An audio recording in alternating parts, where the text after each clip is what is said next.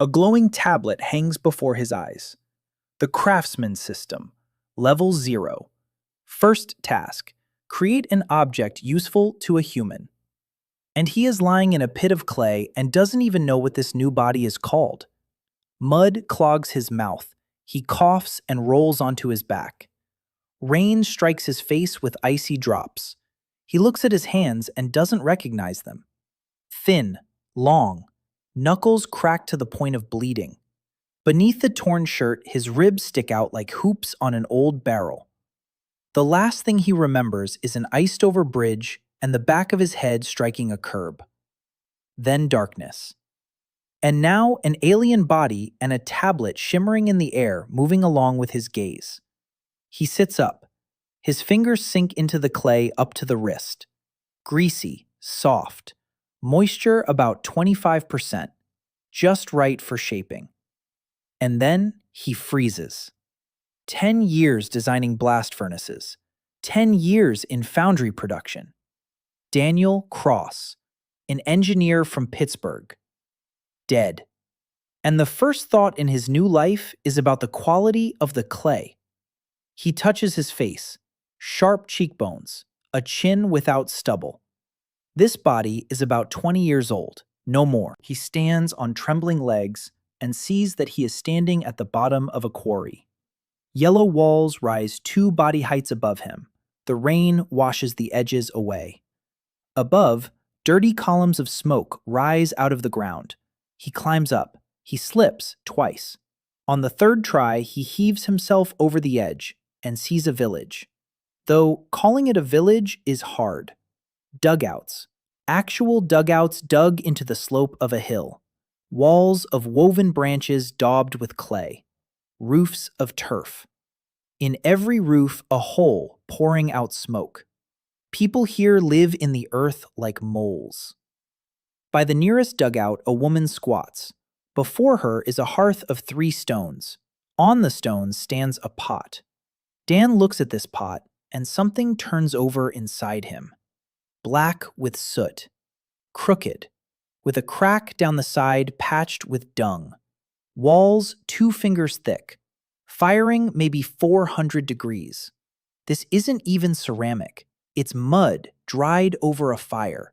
His grandfather, the potter, would have torn an apprentice's arms off for a pot like that. The woman lifts her head. Eyes red from smoke. A gray face, though she's about 40, no more. The smoke eats her eyes every day, every winter, year after year. From the neighboring dugouts comes coughing, children's coughing, that same cough from smoke in a closed space. He knows that sound. In the developing world, 4 million people a year died from household smoke. The cause was not the firewood. The cause was that there was no draft, no chimney, no simplest of structures that people on Earth invented thousands of years ago. Dan looks into the farthest dugout. Darkness and smoke. His eyes water instantly. By the back wall, an old woman sits over a pile of coals, trying to cook something in a tiny pot. The coals burn badly. The food won't heat. The old woman coughs rackingly. Dan straightens up. A solution clicks in his head. A rocket stove. A clay body. An internal channel for draft. A door for fuel. A pipe for smoke. 4 elements, all of clay. And clay lies 100 paces from here. By the ton. For free. He turns and walks back to the quarry. The rain doesn't stop. He slips and falls, gets up, goes down and kneels in the yellow mud. He scoops up the first lump. The system blinks and a line appears before his eyes. Kaolinitic clay. Heat resistance up to 1200 degrees. Suitable for shaping and firing. He almost smiles. His hands are already working on their own. 8 trips from the quarry to the village before dark. His body is empty and weak. His stomach cramps with hunger. But his fingers remember. When it grows dark, he sits by the old woman's dugout and kneads clay with river sand.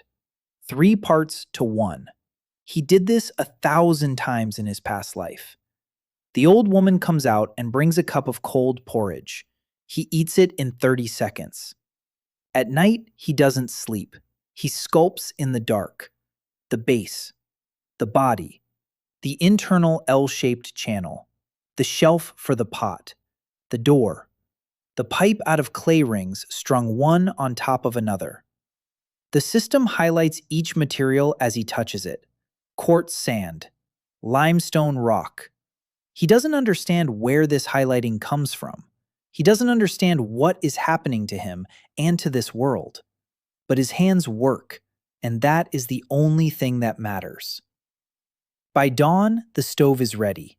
Small, crooked because he sculpted it in the dark, but structurally correct. He waits an hour for the clay to dry a little. He kindles a fire inside. Thin slivers, then thicker ones. The flame draws upward along the channel. The draft switches on by itself. The smoke goes up the pipe. In the dugout, it becomes quiet, clean, not a single wisp into the air. The old woman sets her pot on the shelf. 15 minutes later, the porridge is boiling. The old woman touches the wall of the stove. Warm. Touches the pipe. Hot. She looks at the hole in the roof and sees the smoke leaving in an even thin stream to the outside. Not a single tear in her eyes. She turns to Dan. Her lips tremble. She says something quickly and unintelligibly. She looks at the stove as at a living creature, as if someone had just given her a gift she had not asked for, because she didn't know such a thing was even possible. The tablet blinks. First task complete. Rocket stove. Recipient, Marta. Bonus for personal craftsmanship activated. Reward, precision of hands for 1 day. He rereads it twice. Bonus for personal craftsmanship. He made the stove not for an abstract human. He made it for a specific old woman who coughed in the smoke. And the system noticed. Very interesting. He sits right down on the earthen floor. His eyes don't water. The dugout smells of warm clay and porridge, not of smoke. He falls asleep sitting up. He wakes to voices. By the dugout stand people, 3 women and 2 men. All of them look at the pipe, at the thin white thread of smoke leaving Marta's roof. All the other dugouts smoke as usual. Dirty gray smoke creeps along the ground, and above Marta's roof, the smoke rises even and thin. One of the women looks inside, sees the stove, sees Dan against the wall, sees Marta warming her hands at the warm wall. She comes out, says something to the others. The voices grow louder. Marta smiles a toothless, wide smile and points at Dan. The woman who had looked inside comes back and squats down before him. She speaks slowly, as if to a stranger. He begins to make out separate words. The body remembers the language, even if the mind does not yet. She asks whether he can make one like it for her children. They cough all winter. Dan looks at his hands. The system highlights the bonus. Precision. Another 20 hours. He nods. In 3 days, he sculpts 6 stoves, each for a specific family, for a specific dugout size. He measures the ceiling height. He sees where the children sleep. He routes the pipe so the smoke doesn't go toward the sleeping bench, the door on the side from which it's easiest to feed firewood. The system counts each stove separately, and each time gives a bonus for personal craftsmanship. Precision, endurance, clarity. The bonuses stack on top of one another. By the 4th day, he works like a machine. His fingers sculpt by themselves. His eyes see the form before his hands begin to move. He hardly sleeps and hardly feels fatigue. This is abnormal, and he understands it. The bonuses will run out. The body will demand its due. But while they work, he uses every hour. On the 5th day, a man comes to him, large, broad-shouldered, with hands that know labor. This is Oren, the headman of Quietford, father of 9 children, of whom 5 survived. He sits down beside him and is silent for a long time. He watches Dan's hands, the form growing under his fingers. Then he says one word, me. Make me one. Dan nods. After a silence, Oren says he will pay. Half a sack of barley and dried fish. Dan shakes his head. He chooses his words slowly. He says, there's no need to pay. He needs help. A big pit by the quarry for firing brick. Oren looks at him with a heavy gaze. Brick. He pronounces the word as if tasting it. He doesn't know the word. In Quiet Ford, there is no brick. In all of Arcadia, there is no brick. There are stones. There are branches. There is clay smeared over walls. But there is no brick. Dan bends down and picks up a lump of clay. He works it in his palms. He shapes a rectangle, a hand's length long. Even. Smooth. He sets it before Oren. He shapes a second one just like it. A third. He stacks one on top of another. A little wall results. Sturdy. Even. Identical pieces that stack into a wall. This is brick. Oren touches the clay rectangles. He looks at Dan. He looks at the village, at the dugouts that subside and fall apart every spring, at the walls that have to be redaubed every year. He stands up, he nods, and tells his two sons to dig. They dug the pit for 3 days, Oren's two sons, young, sturdy lads, but slow. They didn't understand why the pit had to be so big. 2 paces by 2 paces wide and waist deep for a grown man. Dan dug with them. His body ached. His hands were covered in calluses over calluses. But the endurance bonus from the last stove still held, and he worked on equal terms with the lads who were a head taller than him. The village watched. People walked past the quarry and stopped. They looked. They whispered. A stranger who had come from nowhere and made strange things out of mud. Some considered him blessed. Others, a useful fool. Others feared him. Dan noticed these looks, but paid them no mind. He had no time for fears. He had a plan, simple and straight as a ruler. First the brick, then the kiln for firing, then a bigger furnace, then a bigger one still. Each step leads to the next. None can be skipped. The system showed him the technology tree, a branching map from the simplest fired pot to the open hearth furnace and the steam hammer. Each branch required the previous one. Without fire brick, there is no high-temperature furnace. Without a high-temperature furnace, there is no metal. Without metal, there are no tools. Without tools, there is nothing. He stood at the very first node of this tree, fired clay, the bottom, the foundation of everything. On the 4th day, the pit was ready. Dan lined the bottom with flat river stones.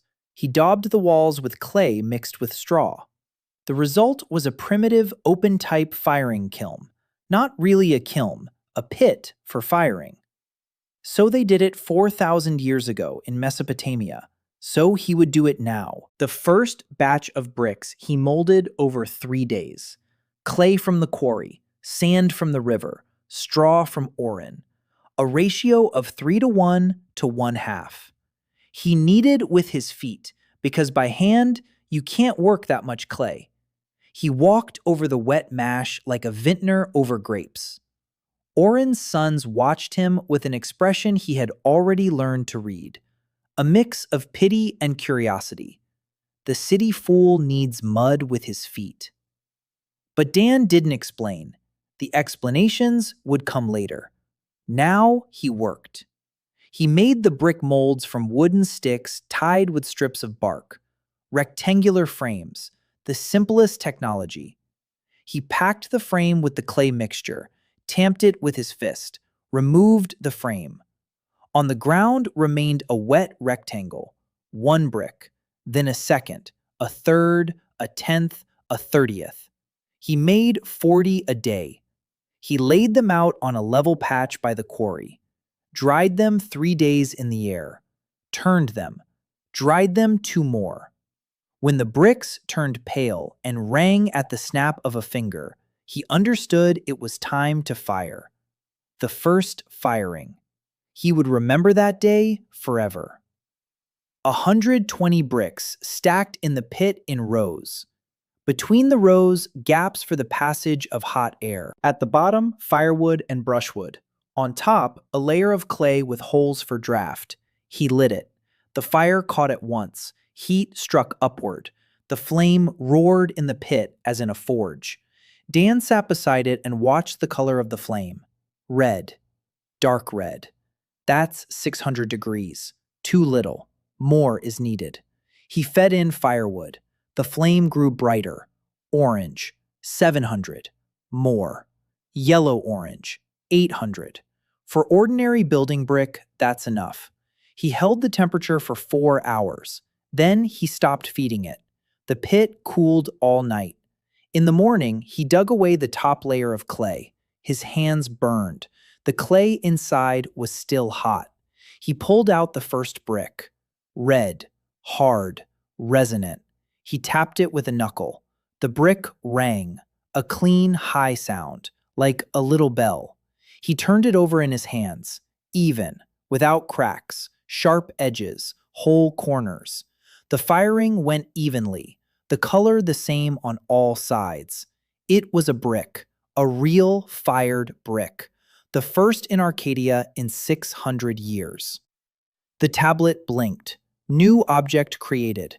Building brick. Heat resistance 800 degrees. Suitable for building walls and simple stoves. Bonus. Clarity of mind. Duration 2 days. Dan sat on the ground and held the brick in his hands. Still warm from the firing. Heavy. He thought about how somewhere in his past life, on a shelf in his office, there had stood a piece of the first cast iron he had smelted during practical training at the Institute. A crude gray lump. Ugly. The most valuable object on that shelf. This brick was his new first piece. Of the 120 bricks, 93 survived. 27 cracked in the firing. A defect rate of 22%. High. In his past life, he would have been chewed out for it. Here, it was a triumph. 93 bricks. From them, you could lay a small wall, or one decent stove, or a foundation for something bigger. But first, he needed to make more. Much more. He began the second cycle that same day. Oren came to look at the result. He took a brick in his hands, turned it, tapped it, scratched it with a fingernail, looked at Dan. In his eyes was something new. Not curiosity, not pity, understanding. He saw that this red rectangle was sturdier than any stone in the district, smoother than any wall, and identical. All the bricks identical. That was most important of all. Identical pieces that stack into a wall without gaps. Oren set the brick on the ground, was silent, then asked.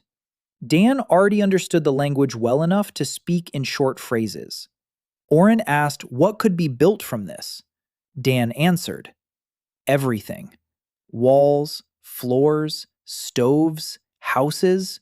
Everything you now build out of branches and mud can be built out of this. And it won't fall apart in spring. And it won't burn. And it will be warm inside. Oren listened. His face did not change, but his hands clenched and unclenched. Dan saw it. Oren was thinking. Then the headman nodded and left. An hour later, he returned with 3 men. He said briefly, "They will help. Show them what to do." Dan showed them. Dig clay, carry sand, knead, mold, dry, turn.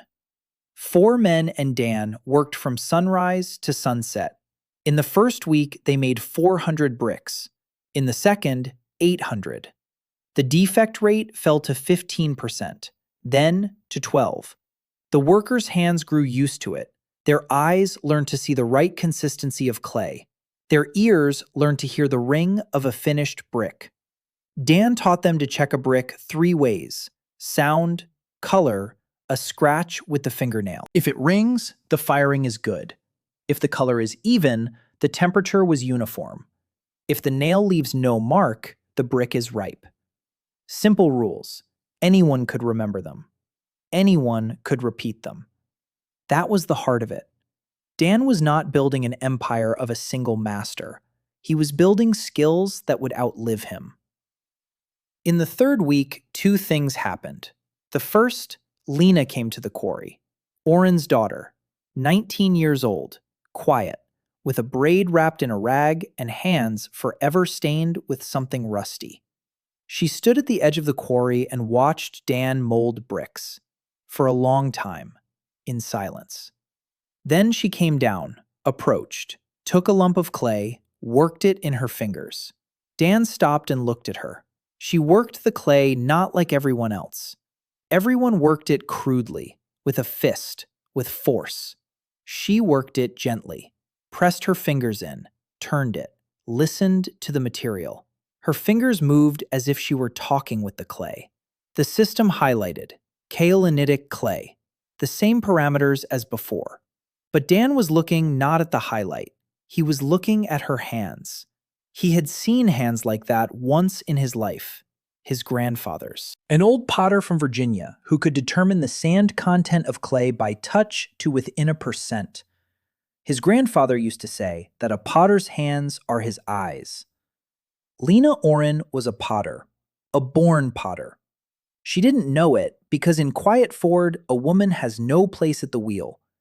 She didn't know she had a gift in her hands. She had simply come to see what the strange lad was doing with the clay.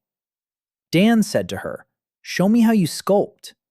She looked at him with distrust, then sat down, took a larger lump of clay, and in 10 minutes sculpted a pot. Small, a bit crooked, with a thick bottom and thin walls at the top. But the walls were even. The form was symmetrical, without a single tool, with bare hands. In a village where people aren't taught pottery, this girl sculpted at the level of a second-year ceramics student. Dan took the pot, turned it, tapped the wall. A dull sound, raw clay. But the form was right. He set the pot on the ground and looked at Lena. She waited, warily, ready for him to say something hurtful or condescending, or nothing at all, because who cares about her clay? He said, "Good, very good. Come tomorrow, I'll show you something." The second thing that happened in the 3rd week was worse. At night, Dan woke to noise, shouts, stamping.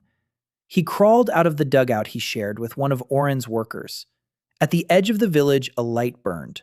Torches, 4 men on horseback, leather jackets with bronze plaques, spears. Behind them, a cart. These were tax collectors from Baron Halvard Kane. They came once every 3 months. They took grain, they took linen, they took everything that could be carted off. Oren stood before them. His face was stone. He knew the rules. To argue with the collectors is to argue with the Baron. To argue with the Baron is to die. The collector got down from his horse, walked through the village, looked into several dugouts, stopped by old Marta's dugout, looked at the pipe from which thin white smoke rose, touched the pipe, hot, looked inside, saw the stove, came out, looked at Oren. The collector asked what it was. Oren answered calmly, "A stove, of clay. The lad sculpted it, so the smoke wouldn't eat the eyes." The collector looked at the other dugouts. 6 had pipes, the rest did not.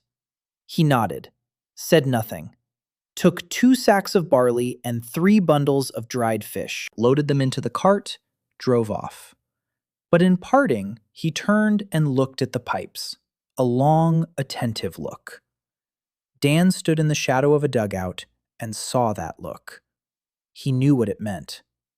The collector would tell the Baron. The Baron would hear of the strange lad who makes stoves out of clay. The Baron would think. The Baron would decide. What exactly was not yet clear, but the clock had started ticking. Dan went back into the dugout, lay down, didn't sleep until dawn. He thought. He needed to speed up. The bricks were a beginning, but only a beginning. He needed a bigger firing kiln, closed, with temperature control, to make not ordinary brick, but fire brick. Fire brick withstands 1200 degrees. From fire brick, you can build a real smelting furnace. From a smelting furnace, you can get metal. From metal, you can make tools. From tools, he stopped himself, one step at a time. The next step was the potter's wheel. In the morning, he went to look for a cart axle. There was one cart in the village, old, with wooden wheels. The axle wooden too, a thick oaken pole polished smooth over the years. Dan asked the owner's permission. He explained that he needed a piece of axle a cubit long. The owner refused. Dan offered a trade. He would make him a stove, a proper stove in the dugout, hot and without smoke, for a piece of the old axle. The owner thought. He agreed. By evening, Dan had assembled a potter's wheel, the simplest kick wheel. Below, a heavy stone disc, the flywheel. On top, on the axle, a light clay disc for the work. You press the lower one with your foot. It spins. The axle turns the upper one. The clay rotates. The hands shape. A principle 4,000 years old. He set up the wheel under a shelter of poles and turf that he had thrown together in 2 hours. He sat down, set a lump of clay on the disc, pressed with his foot. The disc went, slowly, heavily. The axle squeaked. The balance wasn't ideal, but the disc turned. He centered the clay, pressed in a finger. The wall went up, thin, even. He drew the pot out slowly and carefully. His fingers remembered every movement. In 5 minutes, a pot stood on the disc, thin-walled, symmetrical, with an even rim, with a graceful curve to the wall. A pot the likes of which this village had never seen.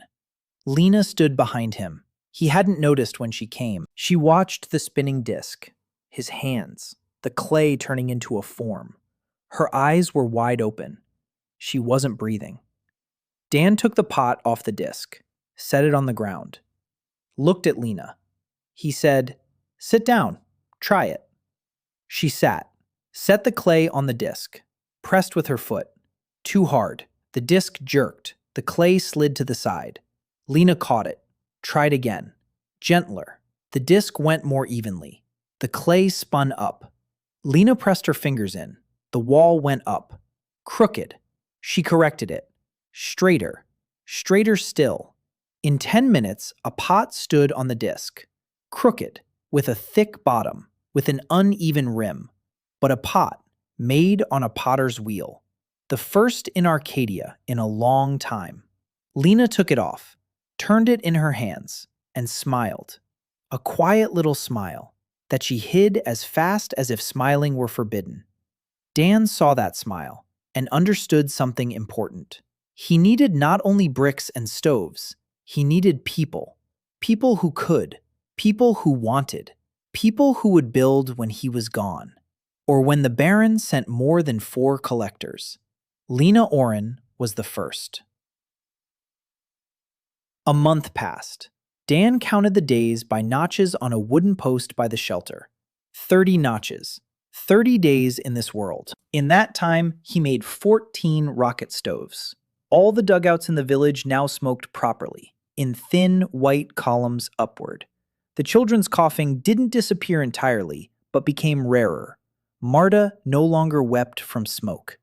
The brick stockpile grew to 2,000. The defect rate fell to 8%. Lena worked at the potter's wheel every day for 6 hours. Her pots grew thinner and more even, week by week.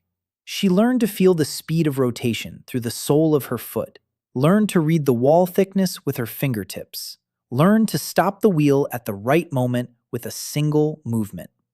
Dan watched her work and saw what she herself did not yet see. Talent. A real, deep talent, born once in 1,000 pairs of hands. One day she made a pot with 2 handles. She invented the form herself. The handles were curved so that the fingers settled into them like into nests. Comfortable, natural, as if the pot had been made for a specific hand. Dan asked for whom. Lena answered, for old Marta. Her wrists hurt. It's hard for her to lift an ordinary pot.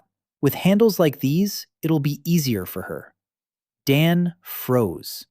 She had done it herself, without prompting, without explanation.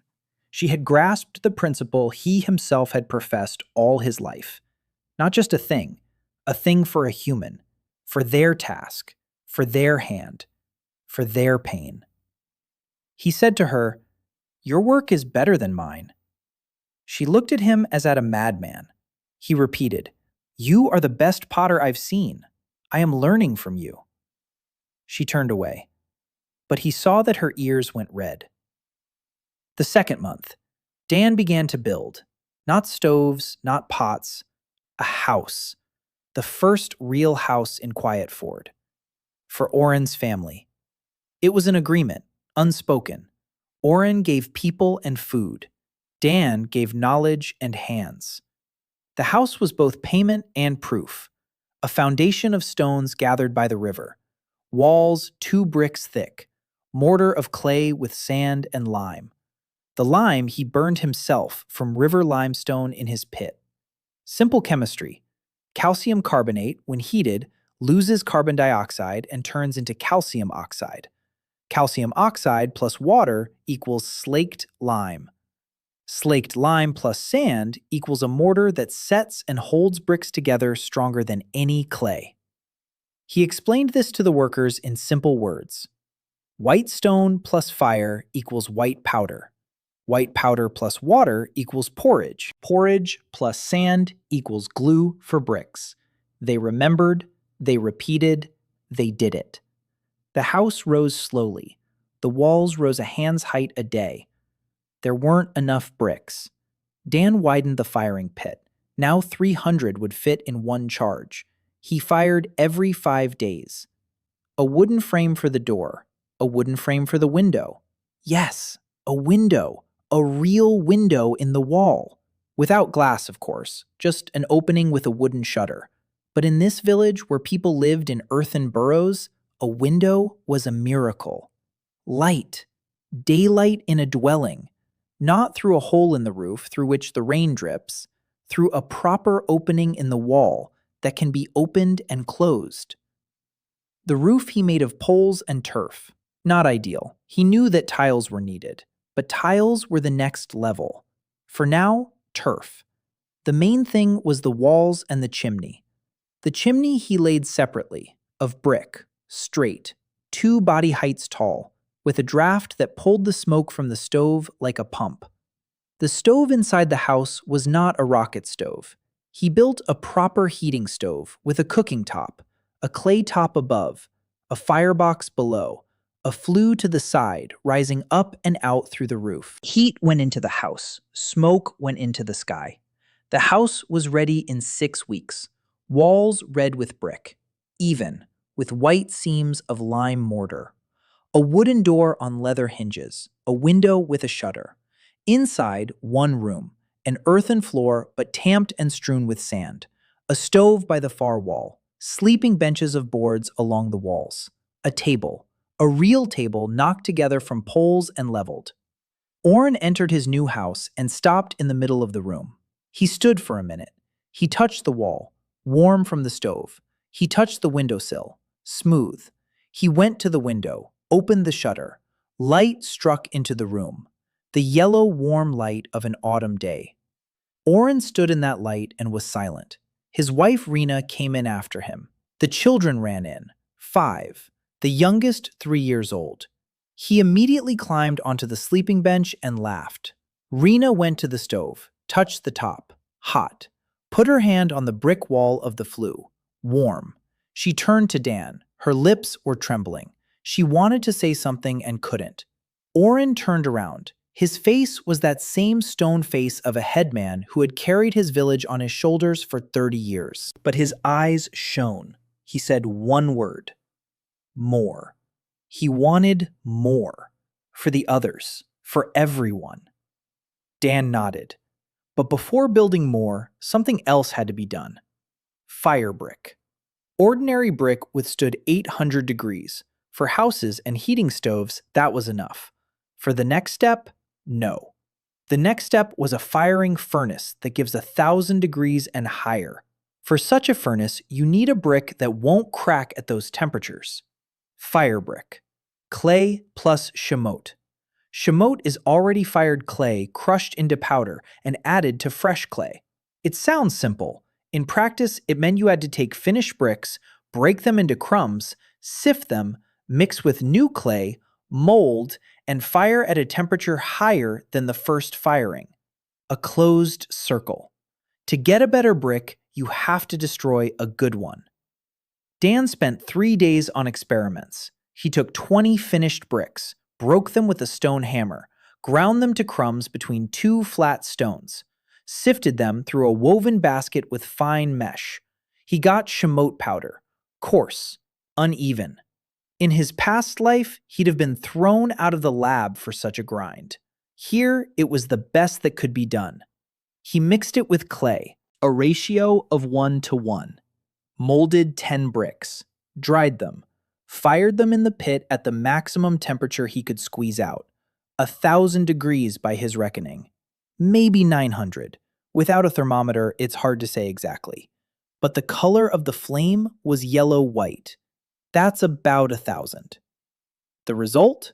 7 of 10 survived. 3 cracked. Defect rate? 30%. But the 7 that survived were different. He tapped one. The sound was not merely resonant, it was glassy, high, and clear. The brick was denser, heavier, stronger. The system confirmed. Fire brick. Heat resistance up to 1,200 degrees. Suitable for building high-temperature furnaces. New branch of the technology tree unlocked. Closed-type firing furnace. Dan held the fire brick and looked at the technology tree in his head. The new branch glowed. From fire brick, a line ran to the closed firing furnace. From the closed furnace, the line split into 3 directions: high fire ceramics, glass, and metal. Metal. That word pulsed in his brain like a distant beacon. Metal is the future. But it was still far off. Months of work, maybe more. And for now, Firebrick opened other possibilities. A closed-type firing furnace. It meant temperature control, control of the atmosphere inside, even heating, less waste, more output. And he could fire not only bricks, but Lena's pots at the right temperature. Real ceramics, waterproof, strong, beautiful. He began building the new furnace that same day. In the evening, a woman he had not seen before came to him, small, quiet, with a large bag over her shoulder from which dried stems poked out, a young face, attentive, calm eyes. She introduced herself, Hana Cho, an herbalist, a healer, the granddaughter of the village midwife. She had come because old Marta's eyes had stopped watering, because the children in the dugouts had begun coughing less, because in Oren's house, the air was clean for the first time in the village's history. Hana Cho was a healer. She knew that smoke kills. She knew it better than anyone because she treated those whom the smoke was killing. And here had come a man who had removed the smoke. She wanted to know how. Dan explained, simply, fire gives heat and smoke. The heat is needed. The smoke is not. If you give the smoke a road upward, it leaves on its own. That road is called a flue, a pipe, a draft. Hot air rises, cold air sinks. The hot smoke goes up the pipe and leaves to the outside. Clean air comes in from below. That's all. Hana listened. nodded, then asked, "And illnesses, those little beasts that can't be seen, that live in dirty water and on dirty hands, that her grandmother called the spirits of contagion." Dan froze. He looked at this small, quiet girl who had just described microorganisms to him in the words of a medieval midwife. The spirits of contagion. Microbes. The same thing. A different word for the same truth. He said, "Yes, they exist. They are invisible. They live in dirty water and on dirty hands and on dirty instruments.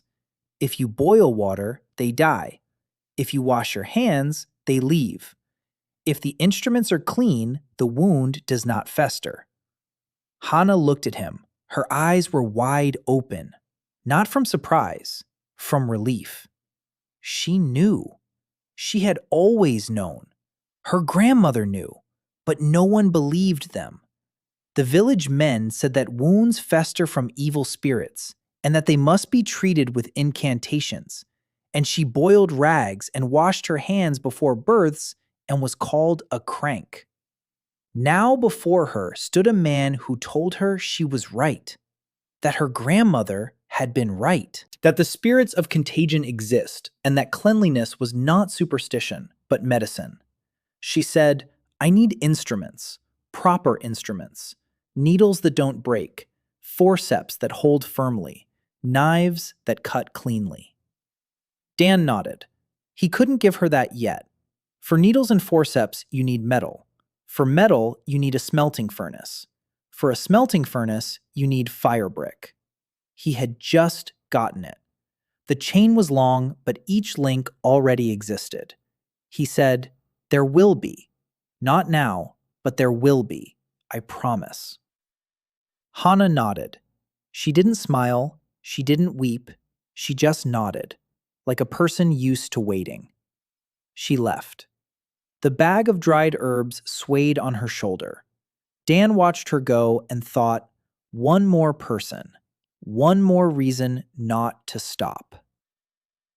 Building the closed firing furnace took 2 weeks. Fire brick on the inside, ordinary brick outside. A double wall. Between the walls, a layer of sand for insulation. The firebox separate. The firing chamber separate. The flue tall, 3 body heights, with a damper at the top to control the draft. A door of a thick clay slab with a handle. He loaded the bricks, closed it, kindled it. The temperature went up. Red, orange, yellow, white. 1,000 degrees. 1,100. He partly closed the damper. The temperature stabilized. An even white heat inside the chamber. The bricks fired evenly on all sides. Defect rate of the first batch, 4%. 4%. He sat on the ground and laughed. For the first time in a month, 4% waste meant that of every 100 bricks, 96 were good. That's an industrial level. Crude, primitive, but industrial. With this furnace, he could make 1,000 bricks a week if there were enough hands and enough clay. Of clay, there was an infinity. The 3rd month. Autumn took hold and the nights grew cold. In the morning, the grass was covered with frost. By noon, the frost melted, but the cold stayed in the bones until evening. Dan was building a second house for Tom's family. Tom was a carpenter, the only one in the village. His axe was wooden with a head of fired stone. With that axe, you could fell a tree in half a day.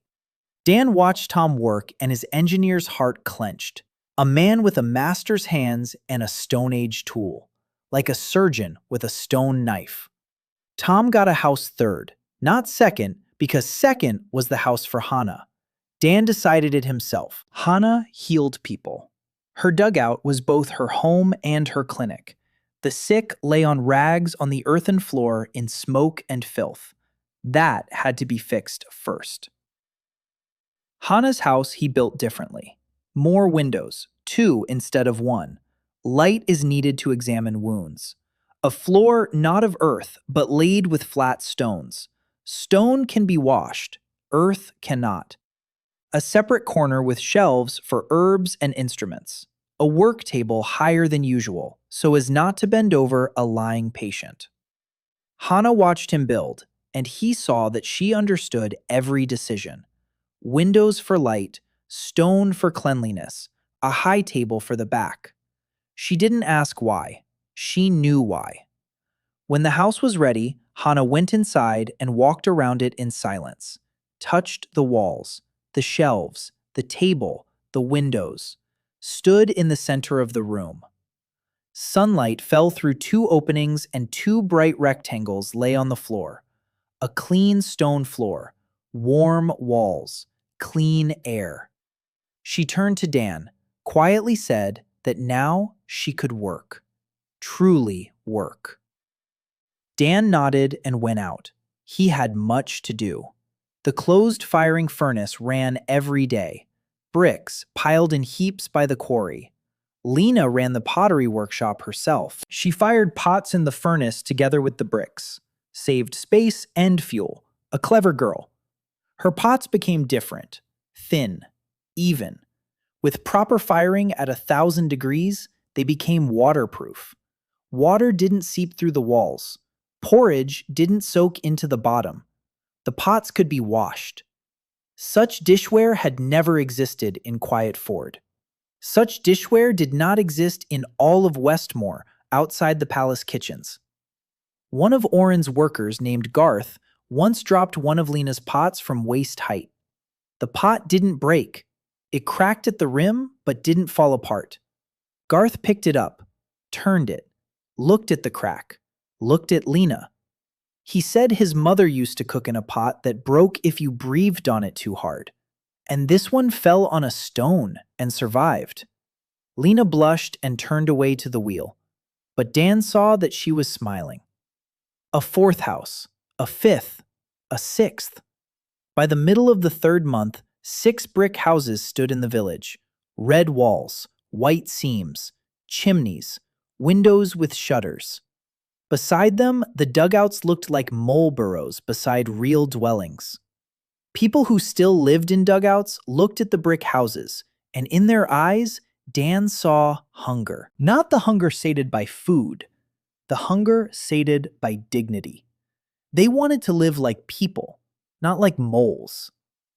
Along with the houses, Dan thought about something else. Winter.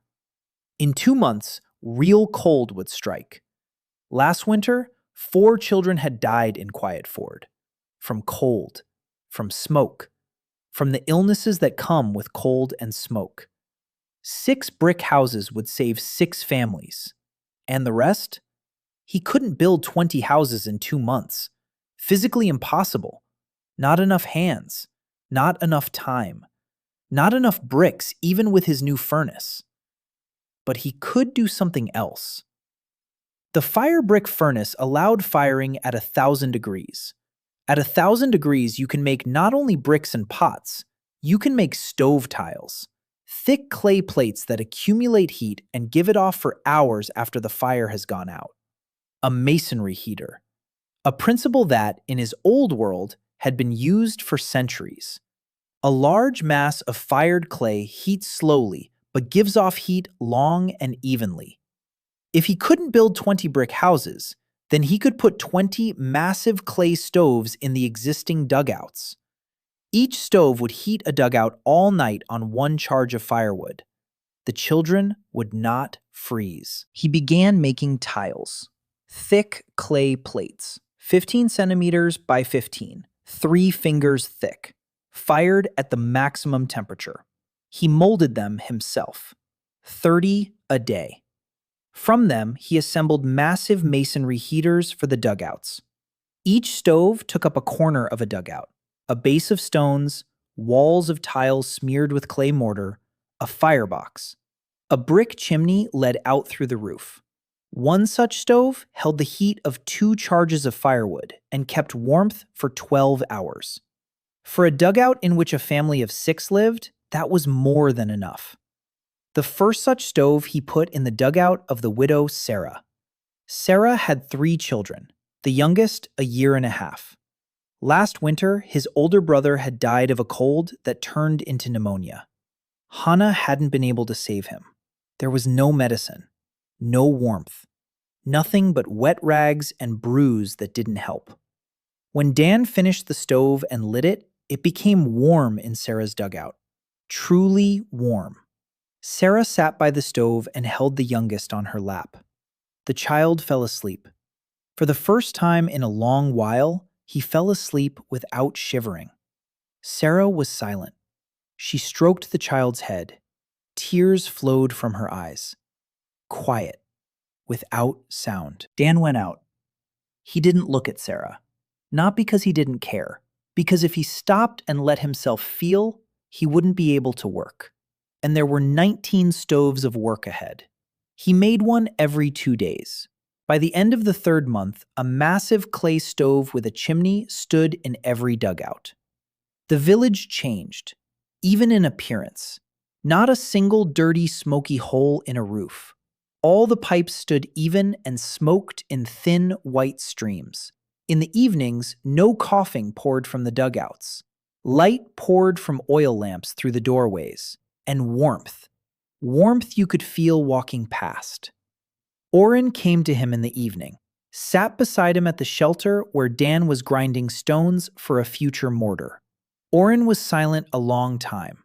Then he said that for 30 years he had been headman, and every winter he counted the dead. Children, old people, sometimes the young. Every spring he dug graves in the frozen earth and laid in them those he hadn't been able to protect. 30 winters. He said that this winter, maybe for the first time, he wouldn't be digging. Then he stood up and left. Dan sat by the shelter and looked at the village, at the pipes, at the thin smoke, at the warm light. The system showed him statistics: 14 rocket stoves, 20 massive masonry heaters, 6 brick houses, 1 closed firing furnace, 1 potter's wheel, 2,600 bricks fired, 600 pots of various sizes, 3 months of work. Level 4. He was at the 4th level. In 3 months. Slowly. Very slowly, by the standards of any novel about people transported to other worlds. But he was not building a novel. He was building a village. And the village would live through this winter. The next task was water. A well. The village drank from the river. The river was murky, especially after rains. Hana said half the bellies in the village were from the water. A well was needed. Deep, with clay rings for the walls so the groundwater wouldn't be muddied, with a cover so trash wouldn't fall in, with a swing beam for raising water. He began digging the well the next day, but that day brought something else. Lena came running from the river, fast, out of breath. She said that by the river lay a person, a woman, unconscious, with frostbitten legs. Dan ran after her. At a bend in the river, on the stones, lay a young woman, about 22 or 23. Her clothing was town clothing, but torn and dirty. A leather belt with empty scabbards, a bag over her shoulder, stuffed with something heavy. Her legs were blue below the knees, 2nd-degree frostbite. Dan lifted her. She was light, too light, skin and bone. He carried her to Hana. Hana examined the legs, shook her head, said warmth was needed. Slow warmth. Under no circumstances hot water. Warm rags. Slow warming. Otherwise, she'd lose her toes. She knew what to do. Dan left the girl with Hana and went back to work. 2 days later, the girl came too. Her name was Mira An, a former merchant's daughter from the eastern lands. Her father had been killed by Orhanians. The shop burned.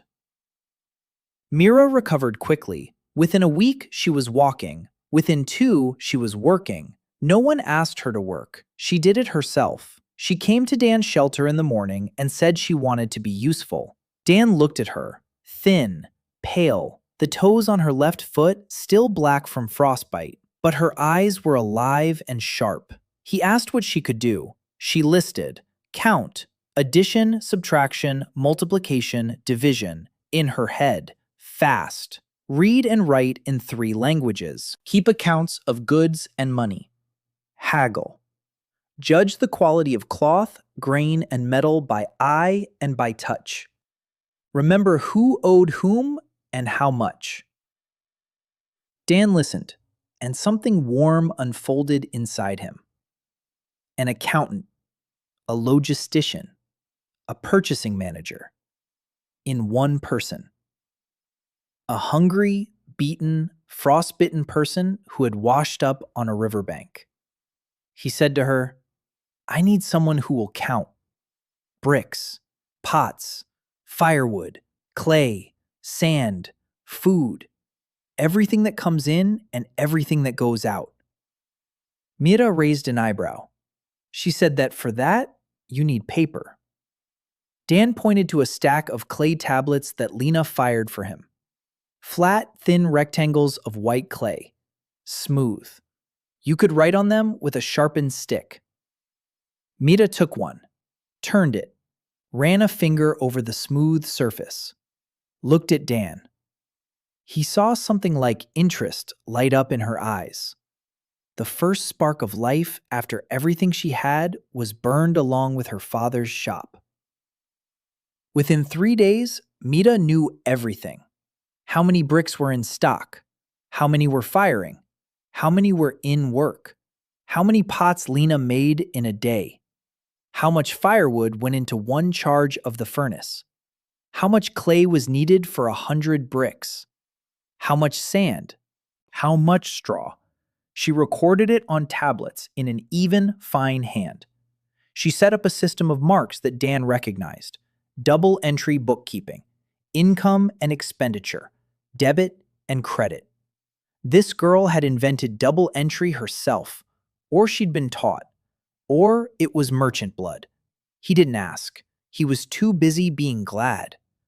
For the first time in 3 months, he could not hold all the figures in his head.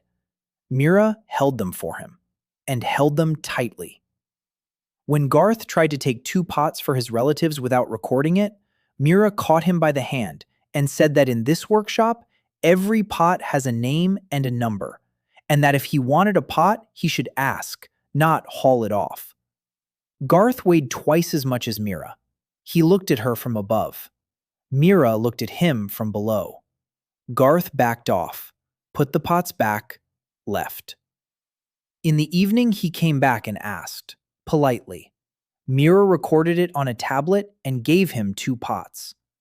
From then on, there was order in the workshop. Along with Mira's appearance, something else began happening in the village. Rumors. Dan knew the rumors would spread. He had expected it from the first day. A village with brick houses and clay stoves. A village where people don't freeze in winter. A village where pots don't break and walls don't fall apart. It was impossible to hide. The neighboring villages learned first. A hunter from Steep Hollow came to trade hides for grain and saw Oren's house. He stood before it a long time, then left. A week later, 3 came from Steep Hollow. They asked whether they could buy pots. Lena sold them 6 for a sack of barley. They left and came back 10 days later, now with 7. They wanted brick. They wanted stoves. They wanted everything. Dan sat with them in the evening at the shelter and thought. He could sell them bricks. He could sell pots. He could even send one of his workers to build them stoves. But that was not the thing. Selling bricks was a dead end. It made him a trader, and he needed to be a teacher. He proposed something else.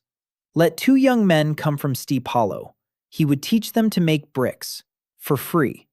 They would spend a month with him, learn to dig clay, to knead, to mold, to fire. Then they'd go home and start on their own. All he asked in return was help.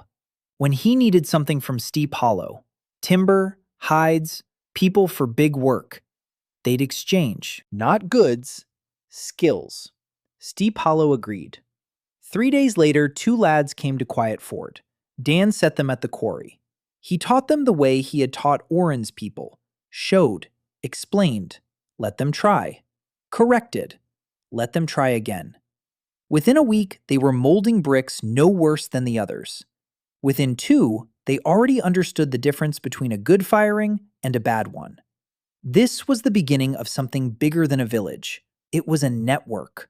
Quiet Ford at the center, Steep Hollow to the east, then someone to the west, to the south, connected not by tribute and not by fear, connected by knowledge. Mira called it a trade union. Dan called it a school. In essence, it was the same thing. Winter came early. The first snow lay at the beginning of the 4th month, a thin white layer that didn't melt by noon. The temperature dropped. Dan woke and saw his breath, steam from his mouth in the cold air. He lived in a small cubby attached to the shelter, not in a house. He had given all the houses to families. His cubby was made of brick thrown up in haste. 1 room, 2 paces by 2. A sleeping bench, a shelf, a small stove. Enough not to freeze. He needed no more for now. Winter tested everything. The stoves worked. The houses held warmth. The dugouts with massive heaters didn't freeze through. The well, which he had managed to dig before the frosts, gave clean water. The village lived. Not survived. Lived. Children played outside in the snow and ran home to warm up. Not into a smoky burrow, into a warm house. In the 4th week of winter, the thing Dan had feared from the first day happened. From beyond the hills, a caravan appeared. 20 people. Women, children, old people, 2 men. The rest had perished. Refugees from the east. Orhanians had burned their village a month ago. They were walking west, without food, without warm clothing, without hope. Simply walking, because to stop meant to die. Oren went out to them. His face was stone. Dan stood beside him. He watched Oren count. 20 mouths. Winter. Food until spring, barely enough even for their own.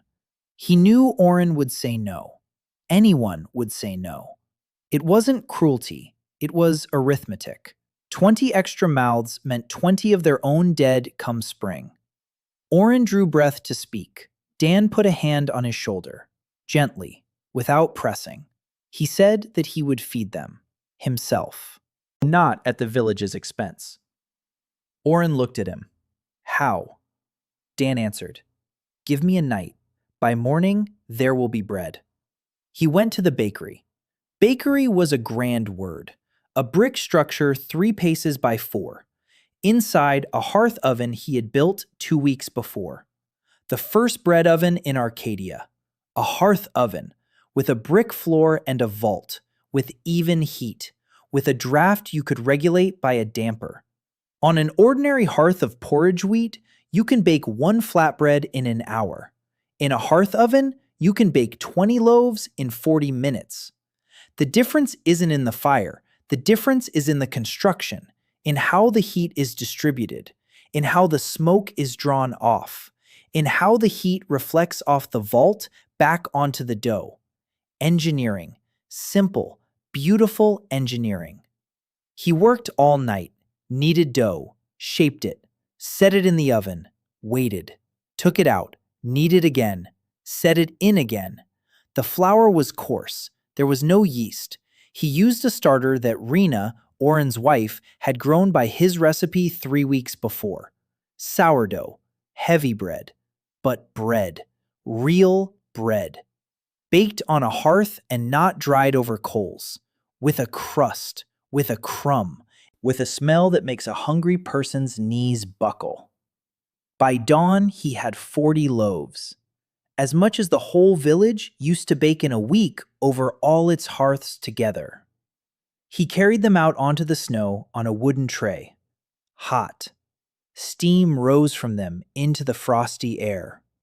The refugees sat by a fire that had been lit for them in the night, wrapped in rags, blue with cold. Children pressed to their mothers. Dan approached, set the tray on the snow, took a loaf, broke it, held it out to the nearest child. A girl of about 5.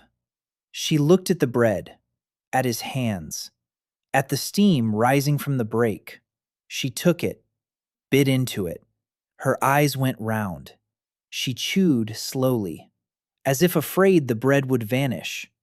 Then she turned to her mother and said something. Dan didn't catch it. Mira was standing nearby. She heard.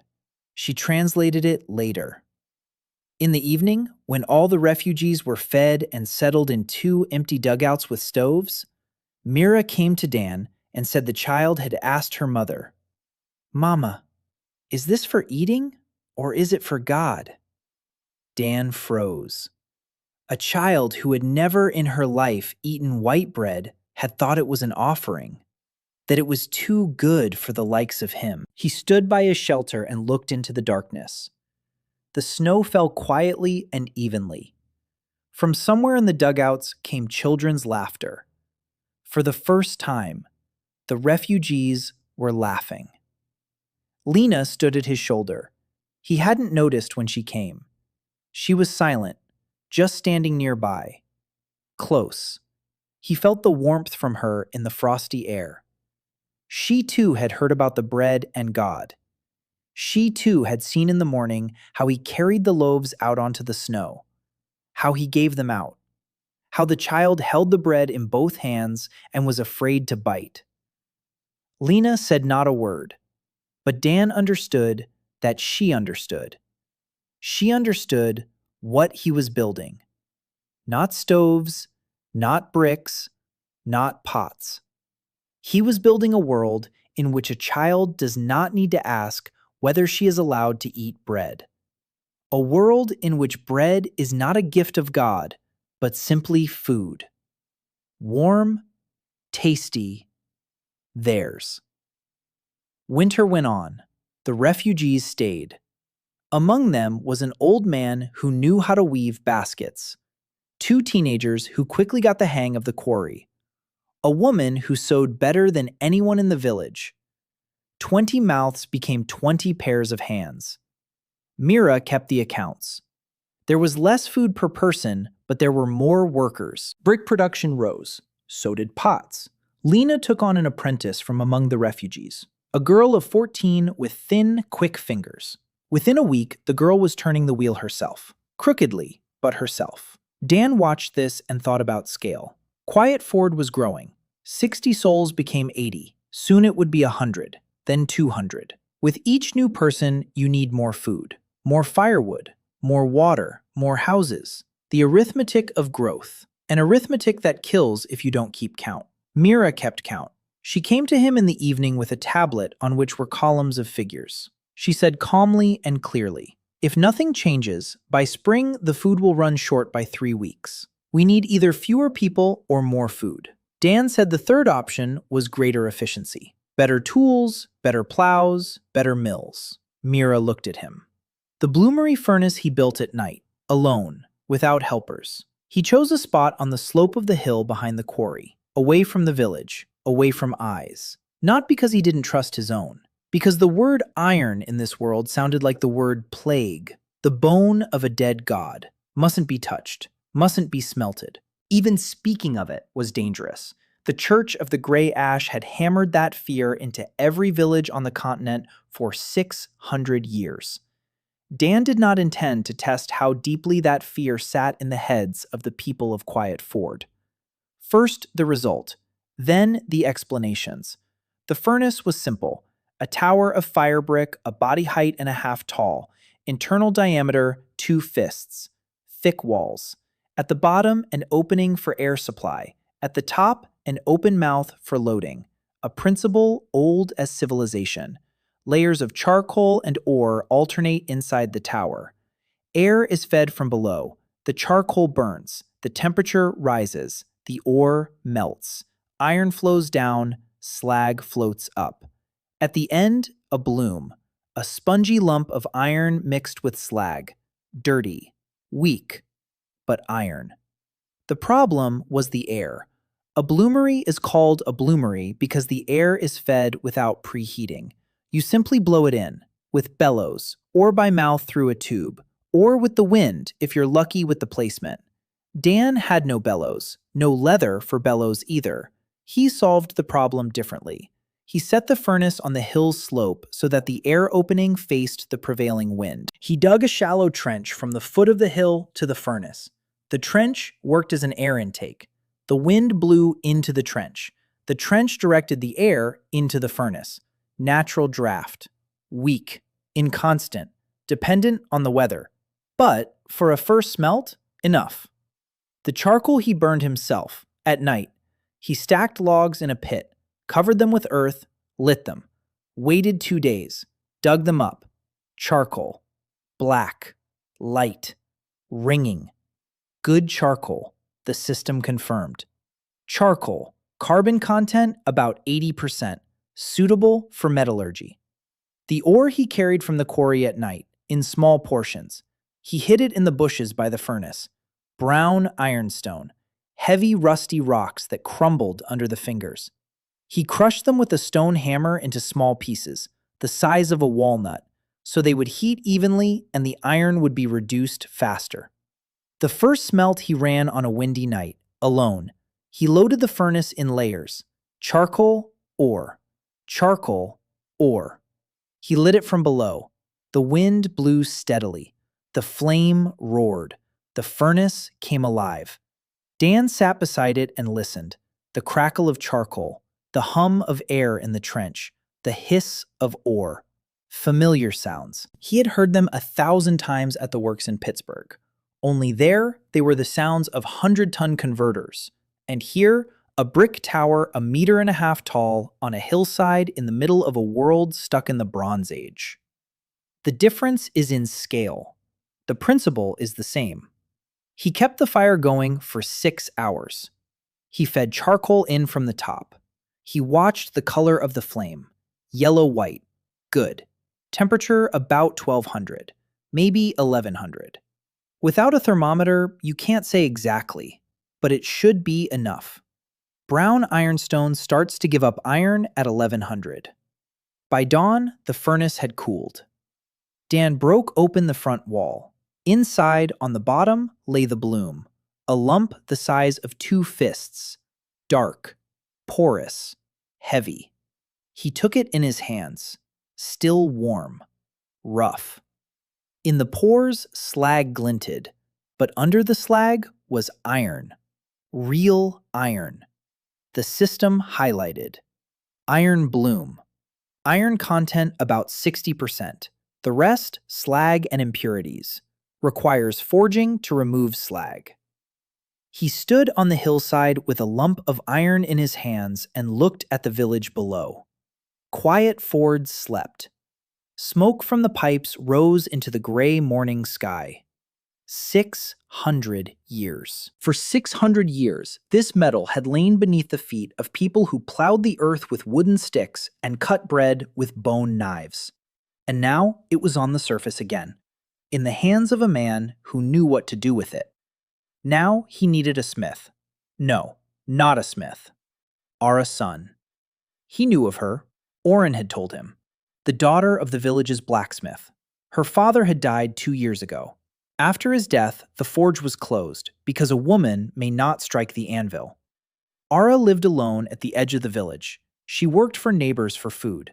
Sewed, chopped wood, carried water, did everything except the one thing she truly knew how to do. Forge. Dan found her in the morning. She was splitting wood behind Tom's dugout. A stone axe. An accurate stroke. The log split with a single blow. She was wiry and lean, long arms, forearms covered with old burns, a scar through the right eyebrow, white, old, hair pulled into a knot at the back of her head, dark, angry eyes, not at Dan, at the world. He approached. He said, "I need a smith." She stopped, looked at him, in silence. He said, "Not an apprentice, a smith. I have iron, you have hands. Let's make a deal." She looked at him a long time, then lowered the axe. She said, "What iron?" He took a piece of the bloom from inside his shirt, small, the size of a finger. He had chipped it off the main bloom in the morning. He set it on the chopping block before her. Ara looked at the piece. Her face changed. The anger left. Something else came. She reached out and took the bloom, turned it, rubbed it with a finger, scraped it with a nail, sniffed it. Yes, she sniffed the iron. A smith who hadn't forged in 2 years. She recognized the metal by smell. She raised her eyes to Dan. In them was a question. Where from? Dan said, From the earth, from the quarry. She was silent, then said, The bone of a dead god. Dan shook his head. A stone, just a stone, in which there is iron. If you heat it strongly enough, the iron comes out. No gods, no bones, stone and fire. Ara looked at him. He saw the struggle going on in her head. 600 years of fear against 2 years of longing for the anvil. The longing won. She clenched the bloom in her fist and said one word. Where? He led her to the furnace, showed her the whole bloom, showed her the ore, showed her the charcoal, explained the process. She listened in silence, touched the furnace bricks, looked inside, then said, We need an anvil, we need a hammer, we need bellows, we need a forge for forging. Small, separate, with bellows. Dan nodded. He knew.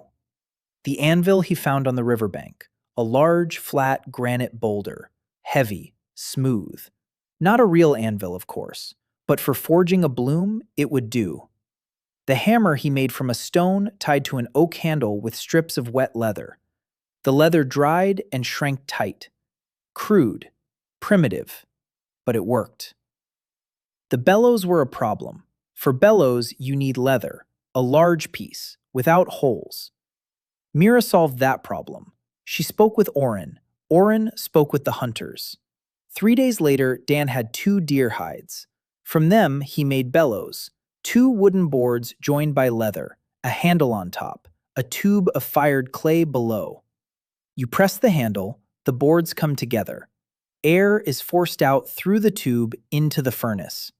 The simplest construction. It works.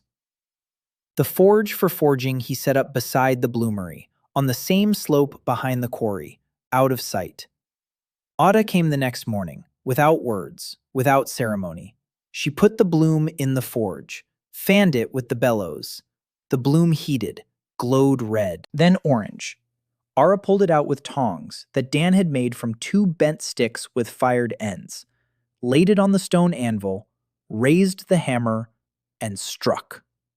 The sound was dull, not like a real hammer on a real anvil. But sparks flew, and the bloom flattened. The slag cracked and showered off.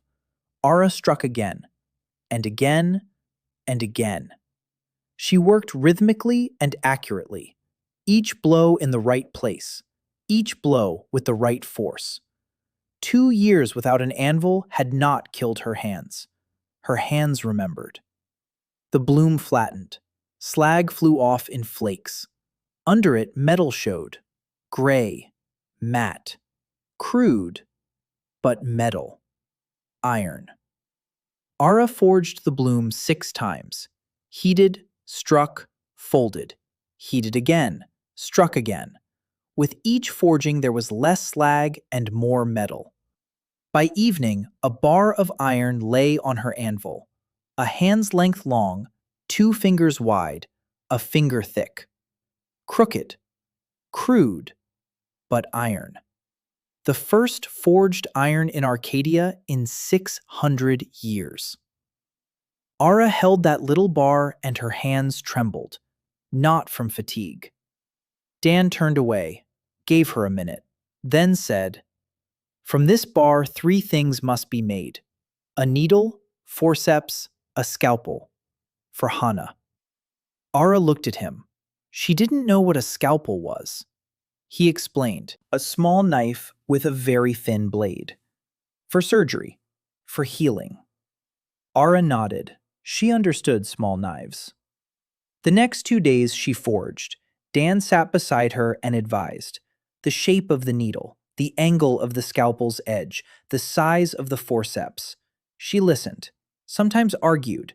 She said that the needle would be too thin and would break. He said that exactly that thinness was needed so as not to tear the tissue. She said the scalpel blade was too narrow. He said a wide blade makes a wound bigger than necessary. They argued. Ara wasn't used to being told what to do. Dan wasn't used to not being listened to.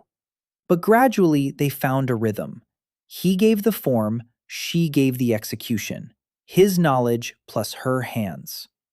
On the third day, they had 3 instruments. A needle with an eye, thin, sharp, with a tiny hole at the blunt end.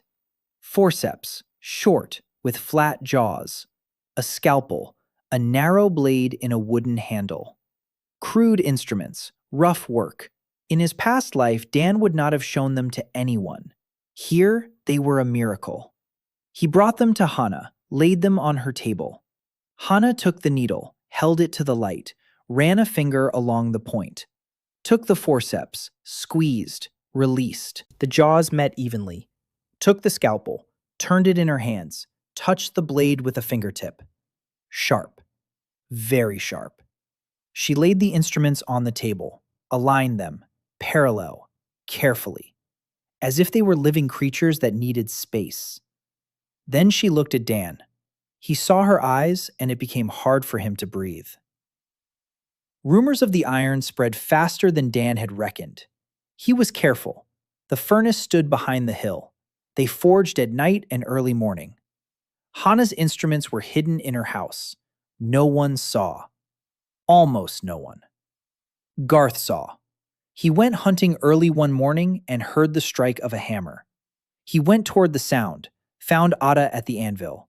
He stood and watched, then left, said not a word. But Dan knew Garth's silence was unreliable. Garth was a chatterbox. It was a matter of days. He decided not to wait. He went to Oren, sat down opposite, laid an iron nail on the table. The first nail Ada had forged the day before. Small, crooked, but iron. Oren looked at the nail as if a snake lay on the table, for a long time. Then he raised his eyes to Dan. His face was gray. He said, "The bone of a god." Dan shook his head. A stone from the earth, heated in fire, nothing more. Oren said it didn't matter, that if the church found out, inquisitors would come, that if the baron found out, soldiers would come, that the village would be burned. Together with the houses Dan had built, together with the stoves, together with the people. Dan listened. Oren was right.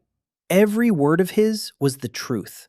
The Church of the Grey Ash had enforced this ban for 600 years. They would not stop at one village. But Dan knew something Oren did not. War was coming. The Khanate of Orhan was advancing. The Orhanians had steel sabers. The army of Westmore had bronze swords. Bronze against steel. Clay against stone. Westmore was losing. Sooner or later, the Orhanians would reach these hills. And then neither church nor baron would save Quiet Ford. Only what lay beneath the quarry would save it. He said this to Oren, plainly, without embellishment. War is coming here. The enemy has steel. We have bronze. Bronze will lose. If we want to survive, we need our own iron, our own steel, our own weapons. Not in a year, not in 5 years. Now. Oren listened, was silent, then asked, how does he know about the war? Dan pointed to Mira. Mira told him. She had seen the Orhanians' steel sabers. She had seen what they did to bronze shields. She had seen her village after the Orhanians passed through it. Mira spoke calmly, in an even voice, without tears. That was more terrible than tears. She described how a steel blade cut through a bronze helmet like a knife through a turnip. How men with spears fell before they could swing because the Orhanian sabers were longer and lighter and faster. How her father's shop burned. How her father stood before the door with a bronze knife. And what happened to him afterward. Oren listened. His face did not change, but the knuckles of his fingers went white from how hard he gripped the edge of the table. He was silent a long time after Mira finished. Then he nodded. He said, "Do it, but quietly, so that no one beyond the village knows." Dan nodded. Quietly won't last long, but for now, quietly. He moved the forge, not to a new place, deeper into the hill. He dug a cave into the slope, lined the walls with brick, set the furnace inside. The smoke came out through a fissure in the rock and dispersed among the trees. From outside, nothing was visible. The sound of the hammer was muffled by earth and stone. Ara now worked every day. Dan smelted ore, Ara forged. The process was slow. One smelt gave a bloom of 2 fists. One bloom, after forging, gave a bar of iron a hand's length. From one bar you got 2 or 3 nails, or 1 door hinge, or 1 knife blade. Little, very little. But each day a little more. He improved the furnace, increased its height, added a second row of air openings, made larger bellows, found an apprentice for the bellows, one of the refugee teenagers named Tom the Younger. The lad was strong and tireless and could pump the bellows 4 hours without stopping. With him, the temperature in the furnace rose. The blooms grew cleaner, less slag, more iron output. Ara forged nails, hinges, brackets, hooks, heads for hose. Each item Dan entered into a list that Mira kept. Beside each item a name. For whom? Why? A nail for the roof of Sarah's house. A hinge for the door of Hannah's clinic. A bracket for the well's swing beam. A hook for old Marta's kettle. Each thing for a specific person. The system awarded bonus after bonus. Precision of hands, endurance, clarity of mind, and something new. In the 4th week of winter, after Dan had forged a hoe head for Garth, the system gave him not just a bonus, it gave him a memory, a fragment from his past life, a blueprint, a diagram of a water wheel with a camshaft to drive a hammer. He remembered that blueprint. He had seen it in a book on the history of metallurgy, a medieval mechanical hammer. Water turns the wheel through cams lifts the hammer falls, again and again, without human effort. With a water hammer, Ara could forge 10 times more, 100 times more precisely, without fatigue. But for a water hammer, you need a wheel. For a wheel, you need a river. There was a river. For installing the wheel, you need iron axles and bearings. There were no axles and bearings. A closed circle. Again. He recorded the blueprint on a clay tablet with a thin stick. The lines were crooked, the scale approximate, but the scheme was correct. He hid the tablet in his cubby. Later, for now, too early. Winter dragged on. The cold deepened. Snow lay knee-deep.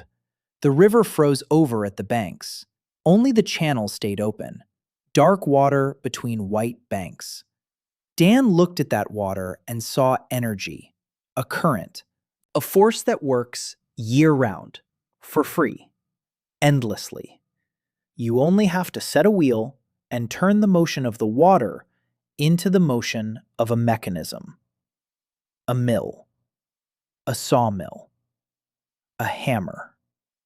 3 machines on 1 river. But that was spring. Now it was winter. Now it was iron. One night, Ada struck him on the shoulder with a hammer. Not hard, but noticeably. He cried out and jumped back. She stood with the hammer in her hand and looked at him, her face red from the heat of the forge, her eyes narrowed. She said he was meddling in her work. She said he kept telling her how to strike, how to hold, how to temper. She said she had been forging when he was still kneading mud with his feet. She said that if he didn't like it, he could take the hammer himself. Spring struck all at once. The snow went off in a week. The river swelled and rose 2 cubits above its winter level. The ice collapsed and went down the current, roaring and breaking the banks. The ground turned to slush. Mud stood ankle deep, and Dan began building the water wheel. He had waited for this moment from the first day. The river, free energy, endless, constant, independent of muscle and fatigue. Water turns the wheel turns the shaft drives everything connected to it. A mill, a sawmill, a hammer, a blower for the furnace, 4 machines on one wheel. He chose a spot below the village, there where the river narrowed between 2 stone outcrops. The current here was fast and even, chest deep, the banks stone and firm, an ideal place for a dam.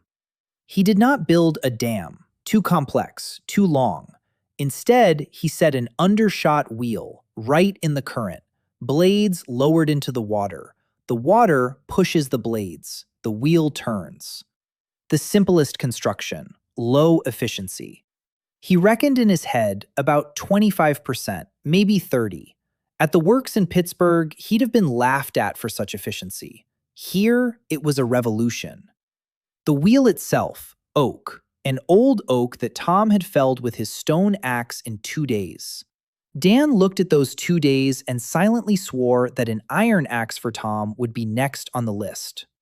They split the trunk lengthwise, crudely, unevenly. There was no saw, there was an axe and wedges. Splitting oak with wedges is like cutting bread with a brick, but it worked. A hub from a solid block, 8 spokes of oak poles driven into mortises, blades of boards tied to the spokes, an axle of an oak log as thick as a thigh. All wood. Except for 2 things. Bearings. Iron bushings on the ends of the axle. Without them, wood on wood would wear through in a month. Ara forged them for 3 days. 2 cylindrical tubes of iron. Crude, a bit crooked, but they fit onto the axle and lay in wooden beds on the supports. Wood on iron. Iron doesn't wear. The axle turns freely. A sliding bearing, the simplest. But it works. Installing the wheel took another week. They drove piles into the river bottom, set up supports, laid the axle, hung the wheel. 12 men, all the men of the village. Oren commanded. Dan stood waist-deep in the icy water and guided the axle into its beds. 3 times the wheel came loose. Twice the axle slipped. Once, Garth dropped a hammer into the river and dove for it for a quarter hour. But by the evening of the 7th day, the wheel stood. Dan cut the rope holding the blades above the water. The blades dropped into the current. The water struck the first board. The wheel shuddered, creaked, and went. Slowly, heavily, blade after blade. The water pushed. The wood turned. The axle slid in the iron bearings, quietly, almost silently. The wheel made 1 turn every 4 seconds. The village stood on the bank and watched, in silence. They saw the wood turning by itself, without hands, without feet, without ox and without horse. Water, simply water, turned the heavy oak wheel like a toy. Oren stood at the front of them all. His face was impenetrable, but Dan saw him swallow. To the wheel, Dan connected the first machine that very evening. The mill, 2 millstones. The lower one fixed, the upper one rotates. Between them, grain. The millstones he hewed from granite. 2 round stones, heavy, flat, with grooves on the working surface.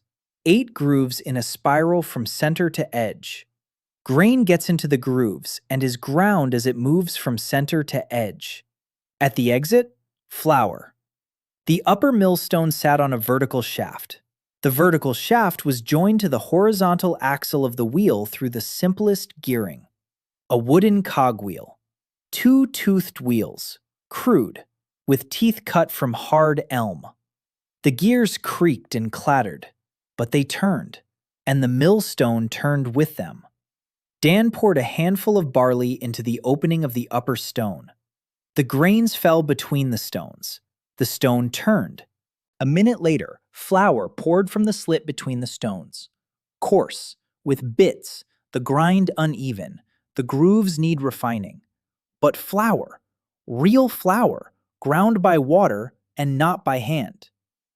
The women came first. Rena, Oren's wife. She had ground grain by hand every day, stone on stone, 3 hours at a time, hands calloused. Her back wouldn't straighten by evening.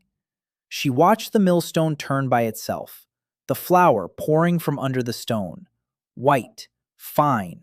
In a minute, as much as she made in an hour. Rena stood and watched, then turned to Dan. Her lips moved, but she couldn't speak. She just stood and wept. Quietly, like Sarah by the stove in winter, like Hannah with the needle in her hands.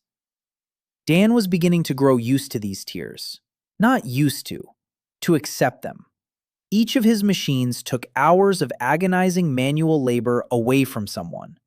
Each of his machines gave someone time back. Time for sleep, for children, for life. These were tears of relief, the heaviest tears in the world. The second machine, the sawmill. He connected it a week after the mill. A vertical saw on a rocking frame. A cam on the wheel's shaft lifts the frame. The frame drops. The saw cuts. The saw blade was a problem. It needed steel. A long strip of steel with teeth. He had no steel. He had iron. Soft, bendable, holding an edge poorly. But for soft wood, it would do for a start. Ara forged a strip a cubit long, thin. Dan filed teeth into it with a file he had made from the hardest piece of iron they had, crudely. The teeth were uneven, of different heights, of different angles. The saw tore the wood more than cut it. But it worked. A log went through the sawmill in 2 hours. Tom did the same with an axe in 2 days. Tom stood and watched the saw gnaw the log. His face was strange, a mix of admiration and something like resentment. His craft, his axe, his 2 days of hard work, replaced by water and a piece of crooked iron. Dan came over to him, said quietly, "The saw cuts the log, but from boards you have to make a house, a frame, a door, a window, furniture. The saw won't replace a carpenter. The saw frees a carpenter, so he can do what he knows how to do." Tom was silent, then nodded, slowly. He didn't yet believe, but he accepted. The third machine, the mechanical hammer, the most important. A camshaft lifted a heavy wooden hammer with an iron head. The hammer fell on the anvil. Ara stood beside it and fed in the work. She no longer struck herself. The water hammer struck for her, harder, more evenly, faster, 60 blows a minute, each blow of identical force. Ara controlled the process, turned the piece, adjusted its position, chose the moment. But the physical work was done by water. Productivity rose tenfold. In a day, Ara forged as much as she used to in 2 weeks. Nails, brackets, heads, hinges, knives, an axe for Tom, a real iron axe with an oak handle and an iron wedge. Tom took it in his hands, hefted it, swung, struck a log. The axe went in a quarter with 1 blow. Tom pulled it out, looked at the cut, clean, even, without burrs. He raised the axe to his face, looked at the blade, then at Dan, then at Ara, said not a word, but his eyes said everything. The fourth machine, the blower. Bellows connected to the water wheel. They pumped air into the furnace continuously, evenly, without stopping. The temperature in the furnace jumped. Dan reckoned 1,300, maybe 1,400. With such a temperature, he could make not only blooms, he could make cast iron. Not today. For cast iron, you need a shaft furnace, a real blast furnace, 3 body heights tall, with a fire brick lining, with a casting floor, with a raw material feed system. Months of work. But the foundation was laid. The wheel turns, the bellows breathe, the hammer strikes, the saw cuts, the millstone grinds. 4 machines on one river. A settlement. He could no longer call it a village. Quiet Ford had become a settlement. Spring gathered strength. The grass turned green. The trees threw out leaves. The river calmed and returned to its banks. The mill ran every day. Women brought grain and left with flour. 3 hours of manual labor replaced by 10 minutes of waiting. The sawmill gnawed logs. Boards piled in stacks by the workshop. Tom built. He built quickly and a great deal now, because the boards were even and because he had an iron axe and iron nails. Houses rose, the 8th, the 9th, the 10th, each with windows, with a stove, with a chimney, brick walls and wooden roofs of even boards. Oren distributed the houses, by family, by need. First families with small children, then the old, then the rest. By mid-spring, no one lived in dugouts. The last one was filled in with earth and a bush was planted on top. Oren stood over the filled-in dugout and looked at it a long time. Then spat. Said, "That's all. Never again." The village. No. The settlement. The settlement began to grow differently. Not outward. Inward.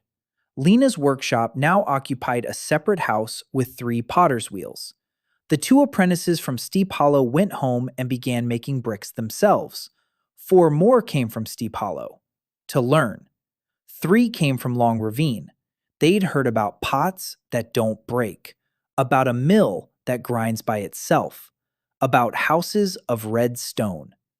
Dan taught everyone, without payment, for a promise to help when needed. The network grew. Quiet Ford at the center. Steep Hollow. Long Ravine. Soon, Mill Weir. Soon, Old Crossing. 5 villages connected by knowledge and exchange. Mira kept the accounts. There were so many clay tablets that she set aside a separate cabinet, which Tom knocked together from boards, for them. She called it the archive. Dan called it the bookkeeping. The essence was one: order, accounting, control. Without them, growth turns into chaos. Mira did not permit chaos. She knew the name of every apprentice, how many bricks he made, how many pots, how much firewood he spent, how much flour he ground. When Garth once complained that Mira was too strict, Dan answered that Mira was the only reason they hadn't drowned in their own growth. Garth didn't understand, but he fell silent. The 6th month, Dan began building a shaft furnace, a blast furnace, the first real blast furnace in Arcadia in 600 years. He chose a spot on the slope of the hill beside the cave forge. The slope gave an advantage. Load the raw material from the top, discharge the product at the bottom. Gravity works for free. A foundation of river stone, walls of fire brick, double, with a layer of sand between. An internal profile narrowing toward the top, the shape of a bottle. A wide base for collecting the melt. A narrow shaft for loading. Height, 3 body heights. He built it for a month, with 5 helpers. Each brick he laid himself, checked every seam, tapped every wall. An error in the masonry of a blast furnace is a crack. A crack is a breakout of molten metal. A breakout of molten metal is fire and death. He could not allow himself an error. The tuyere he made from a fired clay tube. The tuyere is the opening through which hot air is fed into the furnace. Air from the water-powered blower went along a clay pipe into the tea-air and from there into the furnace, continuously, evenly, at constant pressure. A tap hole at the bottom, a clay plug. When the melt is ready, the plug is knocked out and the metal flows into the mold. The casting floor before the furnace he laid with brick and sand. A long channel in the sand, a main channel, and from it, side channels, like a river with tributaries. The melt would flow along the main channel and fill the side ones. When it cooled, bars would result. Cast iron bars. Pigs. He gathered the ore, 3 cartloads from the quarry to the furnace. Brown ironstone crushed to the size of a walnut. Charcoal, 5 cartloads. Charcoal burned in pits over 3 weeks of preparation. Flux, limestone crushed to a fine crumb. Limestone binds the impurities into slag and makes its removal easier. The first charge he made early in the morning. No one but Ara and Tom the younger knew. A layer of charcoal, a layer of ore, a layer of flux. Charcoal again, ore again, flux again. 12 layers, up to half the shaft. He kindled it from below. The blower started. The air went into the tea-air. The charcoal caught. The shaft hummed. A low, gut-deep hum, as if something large and hungry had woken inside the hill. Dan stood before the furnace and listened. That sound. He had heard it 1,000 times. At the works, in the shop, where 100-ton converters roared so that the earth shook. Here the sound was quieter, softer, but the same. That very one. The breath of a blast furnace. The temperature rose. The shaft grew incandescent. The upper bricks glowed dark red, then orange. Smoke went up, thick and black. Then it lightened, turned gray, then white. A good sign. White smoke means the charcoal is burning cleanly and the temperature is high. He waited. The process took hours. The ore had to heat. The iron had to be reduced from the oxide. The carbon from the charcoal had to combine with the iron. At a carbon content above 2%, iron becomes cast iron. The melting point of cast iron is 1150 degrees, lower than that of pure iron. That is precisely why cast iron melts, while iron in a bloomery only sinters into a bloom. A blast furnace gives a temperature above 1200. Cast iron melts and flows to the bottom. Slag floats up. 8 hours later, Dan saw what he was looking for. Through a peephole in the lower part of the furnace, liquid, blindingly white, glowing, heavy. It swayed at the bottom of the furnace like a little sun. Cast iron. Liquid cast iron. He knocked out the plug with an iron rod. The melt gushed into the channel. A white stream. Splashes. Heat struck his face. Dan jumped back. The melt flowed along the channel, slow and heavy, filling the side molds, cooling, changing color from white to yellow, from yellow to red, from red to dark cherry, then to black, with a silvery sheen. Cast iron. 6 pigs, each the size of a palm, heavy, dense, hard. He picked one up, still hot. It burned his fingers. He didn't let go. The system highlighted. Gray cast iron, carbon content 3.2%, silicon 1.1, hardness high, brittleness high, suitable for casting. To obtain steel, processing is required. New branch of the technology tree unlocked. Converter. Cast iron. The first cast iron in Arcadia in 600 years. Cast iron plows changed everything. The first plow Dan cast for Garth. A heavy moldboard share with an iron blade on a wooden frame. Garth harnessed an ox and went out to the field. A wooden ard with a fired tip scratched the earth to a hand's depth. The cast iron plow cut to a depth of 2 hands. Easily, evenly. The earth opened and turned over in glistening, wet layers.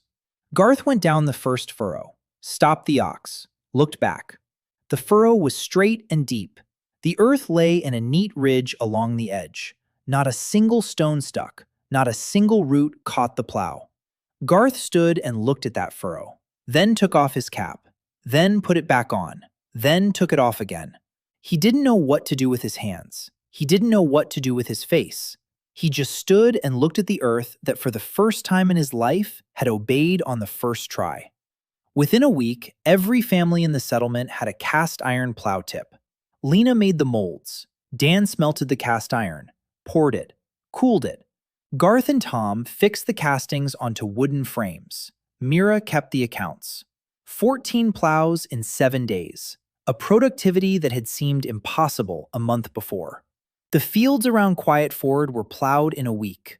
Before, it took a month. They sowed twice as much: barley, wheat, rye, flax. Mira calculated, if the harvest was average, by autumn there would be food for a year and a half ahead. If the harvest was good, for 2. For the first time since his arrival in this world, Dan thought the word reserve. Not survival, a reserve, a surplus, the possibility of thinking further than one season. Along with the plows, he began casting other things: kettles, real cast iron kettles with thick walls and an even bottom. Rena got the first one. She set it on the stove, poured in water, lit the fire. The water boiled in 10 minutes. In a clay pot, it boiled in 40. The kettle held heat, didn't crack, didn't leak. You could drop it and it wouldn't break.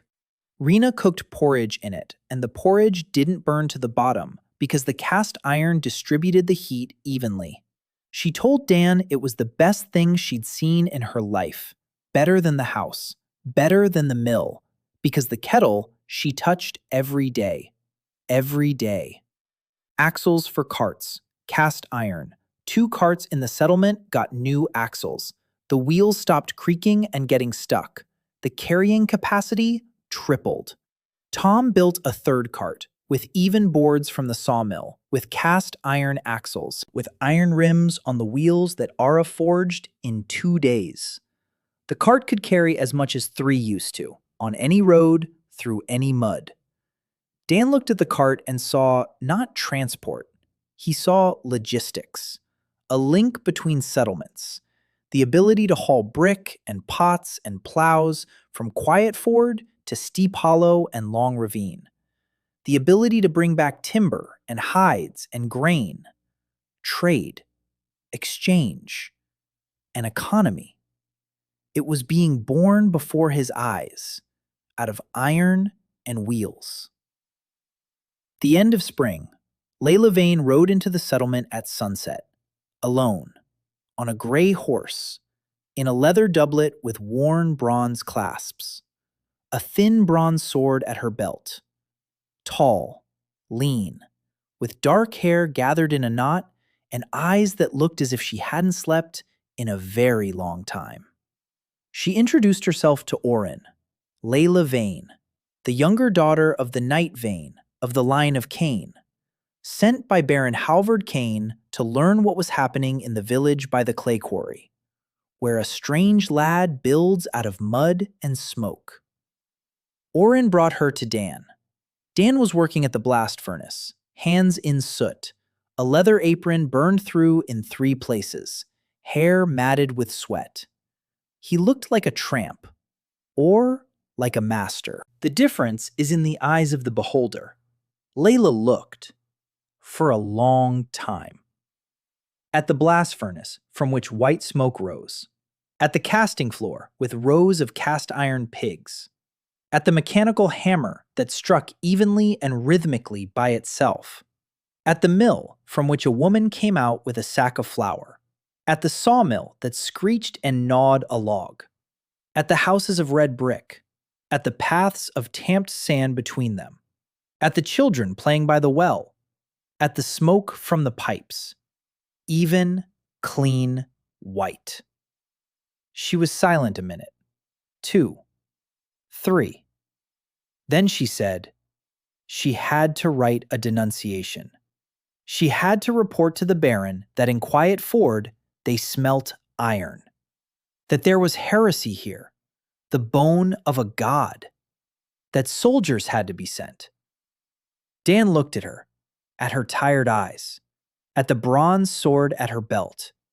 Thin, fragile, beautiful, useless against a steel saber. He said, "Before you write, walk around. Look, then decide." Layla looked at him. He wasn't asking, not begging, not threatening, offering to look. She nodded. He led her through the settlement, unhurried. He showed her Hana's house. Hana was just then bandaging a boy's cut hand, with clean instruments, on a clean table, in a bright room. Layla stood in the doorway and watched. He showed the mill, Rena pouring in grain, flour streaming out in a white flow, without sweat, without blood from broken palms, without 3 hours on the knees over a millstone.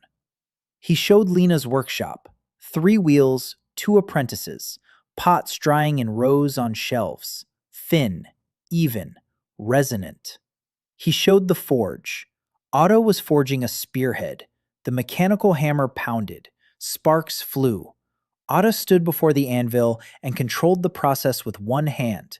With the other, she held the tongs, her face focused, calm, strong. He showed the blast furnace. Layla stood before it a long time, touched the bricks, hot, looked into the tuyere. Heat struck her face. She stepped back, then approached again. He showed the casting floor. The cast iron pigs lay in rows. She picked one up, heavy, dense, silver gray, turned it in her hands. Then he showed her a plow. Garth was plowing a field. The cast iron share cut the earth like a knife through butter. The furrow straight and deep. The ox went easily. Garth went easily. Everything was easy because the tool was right. Layla stood at the edge of the field and watched, then turned to Dan. Her face had changed. Something had left her eyes. The tiredness remained, but to it was added something new. She said quietly, all her life she'd been taught to be useful, to family, to the line, to the Baron. Useful meant obedient. Useful meant convenient. Useful meant the one who asks no questions and does what she's told. For the first time in her life, she was seeing a man who creates rather than divides, who builds rather than takes, who gives people things that stop their eyes and backs and hands from aching. She was silent a minute, then said she would not write a denunciation.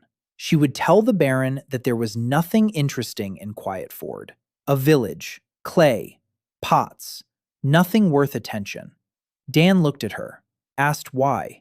She answered, because for the first time in her life, she was seeing a place where things are made to help and not to take away, and she did not want to be the one who destroys it.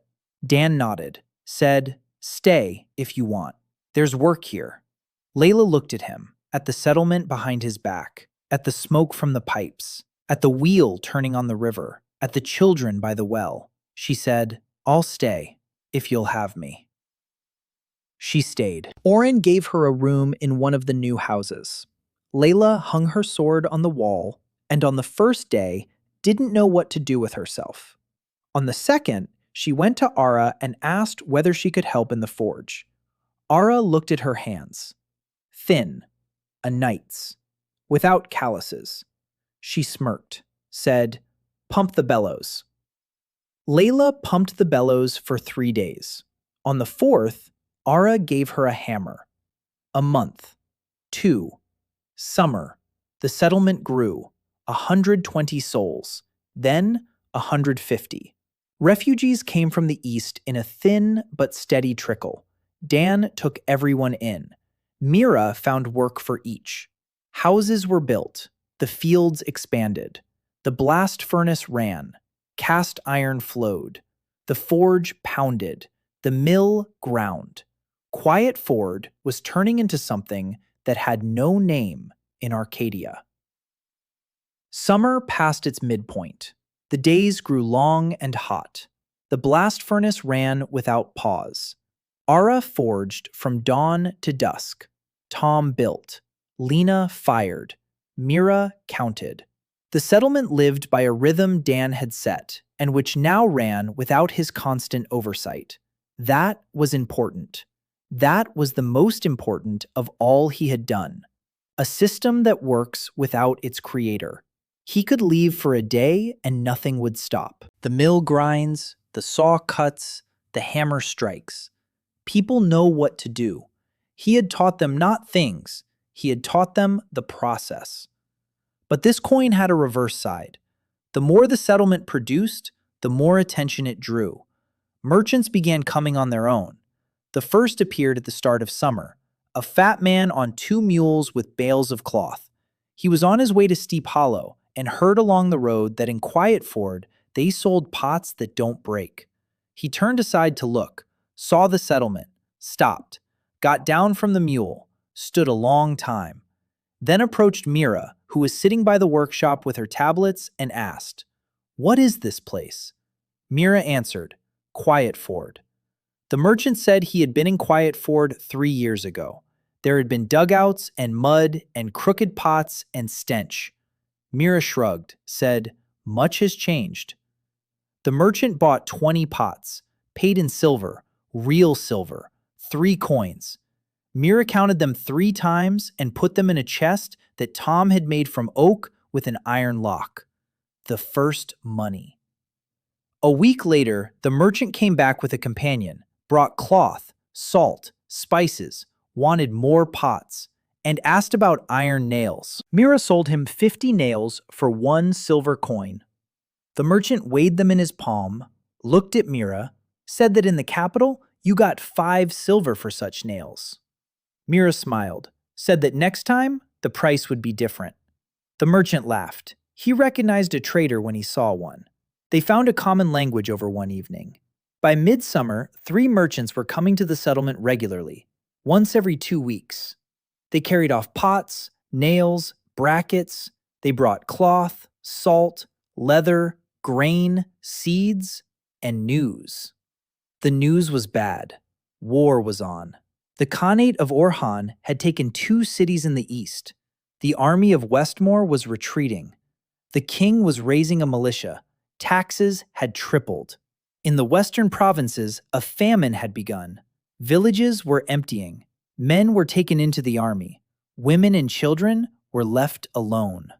There were more refugees. Every week, new people came to the settlement, by 3s, by 5s, by 10s.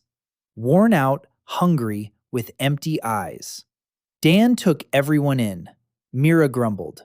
She said that mathematics does not lie, that each new mouth is a minus from the common stock, that if they grew at this rate, then by the next winter, there would be too little food again. Dan listened, agreed, and took them in all the same, because each new person is 2 more hands, 1 more pair of eyes, 1 more apprentice. Among the refugees were people with skills, a weaver from Red Fort, a tanner from Marsh, an old carpenter from Birch Hill with 3 sons, a mason from Oakwood who knew how to lay walls so they stood 100 years. Each of them found a place, each got work, each got a house. Mira kept the accounts. By the end of summer, 210 people lived in the settlement. 210. A year ago, there had been 60 here, a growth of 3.5 times. Dan sat in the evening by the shelter and looked at the settlement, at the houses, at the workshops, at the smoke from the pipes, at the people walking along the paths between the buildings. Mira came over, sat down beside him, in silence, then said, "She said he was not building a settlement. He was building a city." Dan shook his head. "No, not yet. For a city, you need a wall. For a wall, you need an occasion." The occasion came 3 days later, on horseback, with a detachment of 20 riders, bronze helmets, bronze breastplates, spears with bronze tips, a banner with a black hawk on a gray field. Baron Halvard Kane. He came in person. Dan stood by the workshop when he saw the detachment on the road. Dust, the glint of bronze, the clatter of hooves. He didn't run, didn't hide. He took off his apron, wiped his hands, went to meet them. Oren walked beside him, Layla walked behind them. Her hand lay on the hilt of a sword, a steel sword, that Dan had forged for her a month before. Cain halted his horse at the entrance to the settlement. He looked. Dan saw his eyes. He saw the Baron counting houses, workshops, people, the smoke of the blast furnace, the wheel on the river, carts with iron rims. Dan saw the Baron's pupils widen, his fingers tighten on the reins, his tongue lick his lips. Greed. Not anger, not fear. Greed. The Baron saw wealth. Cain dismounted, a heavy man of about 50, a broad face, intelligent eyes. He was no fool. Fools don't hold a barony for 30 years. He came up to Dan, looked at his hands, at the soot under his nails, at the burns on his forearms, at his calm face. He said his collector had told him about the stoves a year ago. His cousin Layla was supposed to tell him more. She hadn't. He had come to see for himself, and had seen more than he expected, much more. He wanted to talk, not here, inside. Dan led him into the workshop, sat him at the table. Mira brought a hot brew in a cast iron ladle. Cain took the ladle, turned it, touched the walls, tapped it with a nail. The sound, a metallic sound. He set the ladle on the table, slowly, looked at Dan, said, "Iron." Dan nodded. Cain was silent a minute, then said, "The church forbids it." Dan nodded. "I know," Cain said. "If they find out, inquisitors will come. They'll burn everyone." Dan nodded. "I know." Cain leaned back against the chair, looked at the ceiling, then at Dan, said, "How much?" Dan didn't understand. Cain repeated, "How much did he want? For all of this, for the settlement, for the furnaces, for the workshops."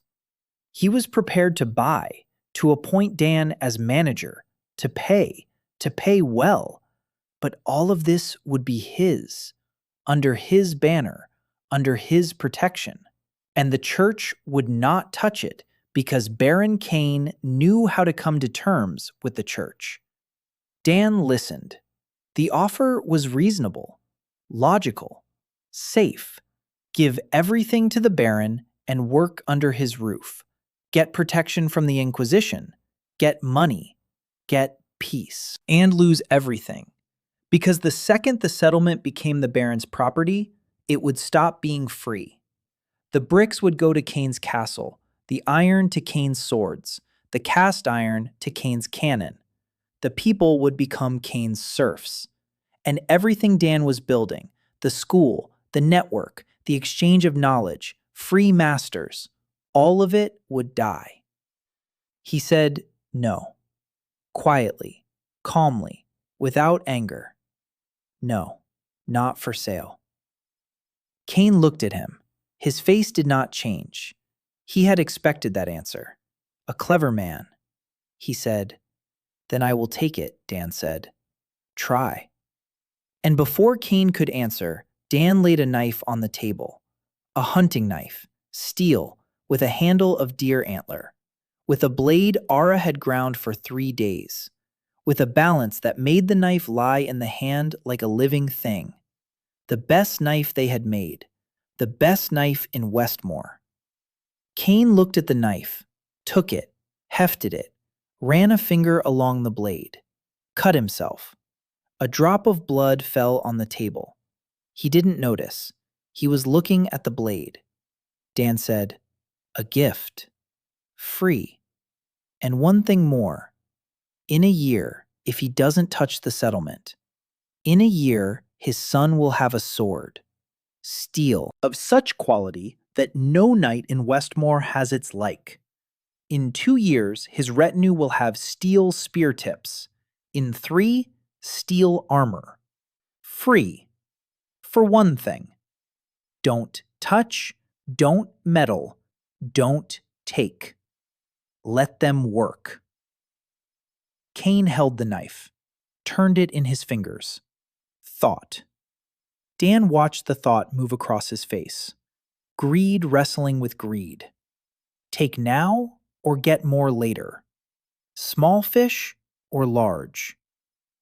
Cain raised his eyes, said, "A year. He gives a year. In a year he'll come for the sword, if the sword isn't there." He rose, put the knife at his belt, went out, mounted his horse, led the detachment away. The dust settled on the road. Dan stood by the workshop and breathed. His hands were trembling, for the first time in all his months in this world. Layla came over, stood beside him, in silence, then said quietly, "He'll come back sooner." Dan nodded. "I know." The year was drawing to a close, the autumn of the second year. The leaves yellowed and began to fall. In the morning, frost lay on the grass. Dan was working on the converter. The converter is the next step after cast iron. Cast iron contains a lot of carbon. Too much. 3%. It's hard but brittle. You can't forge it, can't bend it, can't grind it to a fine edge. If you remove the excess carbon, cast iron becomes steel. Steel contains from 0.5% to 1.5% carbon. It's hard and springy at the same time. You can forge it, you can temper it, you can make swords and needles and springs and everything that requires both strength and flexibility at once. How do you remove the carbon? Blow air through the liquid cast iron. The oxygen of the air combines with the carbon of the cast iron and leaves as a gas. The cast iron turns into steel. Henry Bessemer discovered this in 1856. The process took 15 minutes and turned the world over. Dan built his converter for 2 months, a pear-shaped vessel of fire brick, a lining of refractory clay with the addition of quartz sand, a mouth at the top for pouring in cast iron and tapping out steel, 2 years at the bottom for the air supply, a rotation axle so the converter could be tilted and the finished steel poured out. All of clay and brick, except the axle. The axle was iron. Ara forged it for a week, the longest and heaviest piece of iron they had made. The first heat he ran on a cold October day. He poured liquid cast iron from the blast furnace into the converter. 4 pigs melted down in a crucible. He turned on the blower. The air went through the tuyères into the melt. And it began. The melt exploded. Not literally, but so it seemed. A fountain of sparks burst from the mouth, white, blinding. They flew up to the height of 2 houses. A roar, a low, gut-deep roar that made the earth tremble. The melt seethed, boiled, spat fire. The carbon was burning off. The temperature was rising. The melt went from white to bluish white. Dan stood 10 paces from the converter and counted the minutes. 5, 10, 12.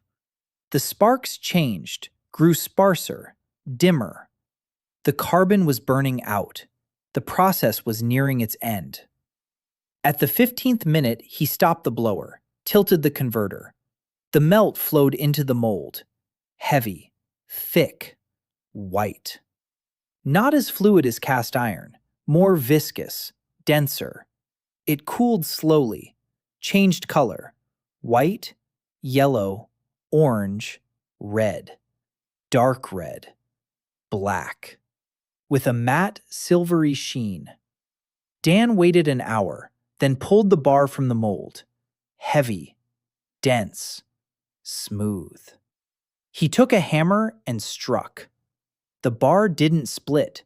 It dented, softly, springily, like wax under a finger. He struck harder. The bar flattened, without cracks, without chips, an even deformation. Steel, The system confirmed. Carbon steel. Carbon content 0.8%. Hardness medium. Suitable for forging, tempering, and heat treatment. He sat on the ground, held the bar in his hands, still warm, heavy, smooth. Steel. The first proper steel in Arcadia in 600 years. Not a bloom from a bloomery, not cast iron from a blast furnace. Steel. Converter steel.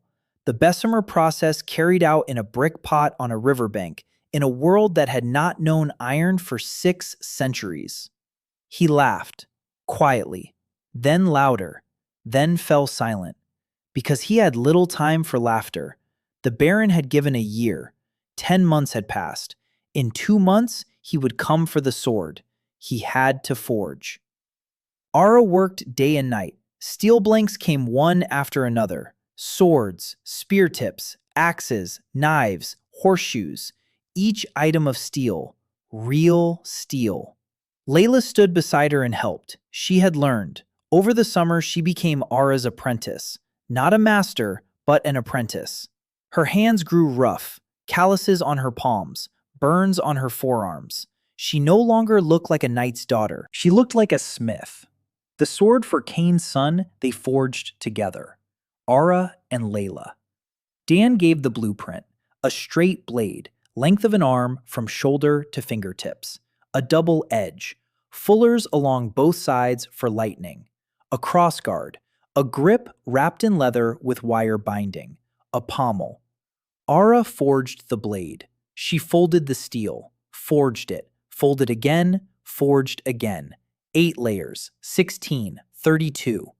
A pattern showed on the blade like a river on a map, wavy lines, light and dark. Layla ground, for hours, on a stone Dan had brought from the river, grain by grain, layer by layer. The edge grew thinner, sharper. When she ran a finger along it, she cut herself without feeling it. Blood welled up a second later. The sword was ready 2 weeks before the deadline. Dan took it in his hands, hefted it, an ideal balance. The point of equilibrium, a palm's width from the crossguard. The blade sang when turned in the air, a thin, high sound, like a tuning fork. He laid the sword on the table. Beside it, he laid a bronze knife of the kind the Baron's soldiers carried. He took the steel sword and struck the bronze knife. Once. The bronze knife split in 2. The steel sword took not a scratch. Layla stood beside him, watched. She knew the difference. She had carried a bronze sword all her life. Thin, fragile, that cracked after the 3rd fight, that bent from a strong blow, that had to be replaced every year. She took the steel sword, raised it, made several movements, an overhead cut, a thrust forward, a parry left, a parry right. Her face changed. Something in her straightened, something that had been bent all her life. She held in her hands a weapon she did not have to give up after the first fight. A weapon that would not fail, would not break, would not bend. She lowered the sword, looked at Dan, said quietly, "This one, for Cain's son." Dan nodded. Layla shook her head, said, "Make me one like it."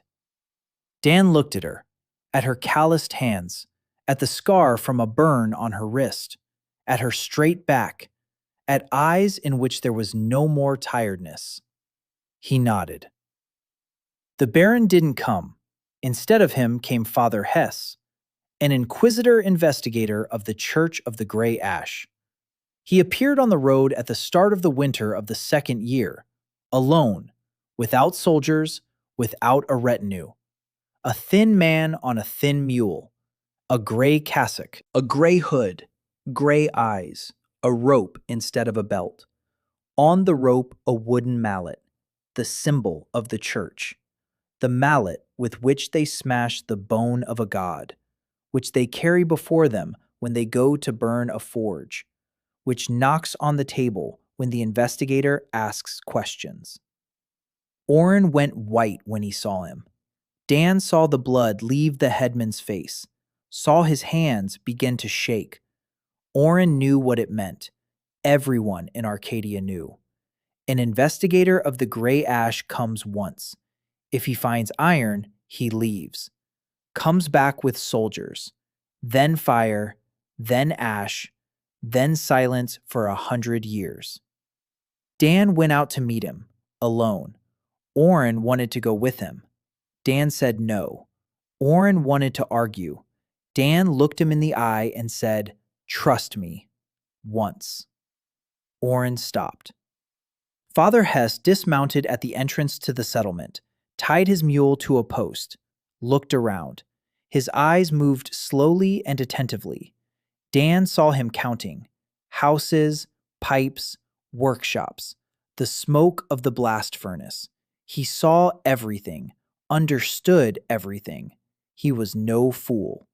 Investigators of the gray ash were never fools. Hess looked at Dan. He said, his voice was quiet and even. He said he had received a denunciation, not from the Baron, from a merchant. One of the 3 merchants who came to the settlement. He had sold the information to the church. For 5 silver, the denunciation stated.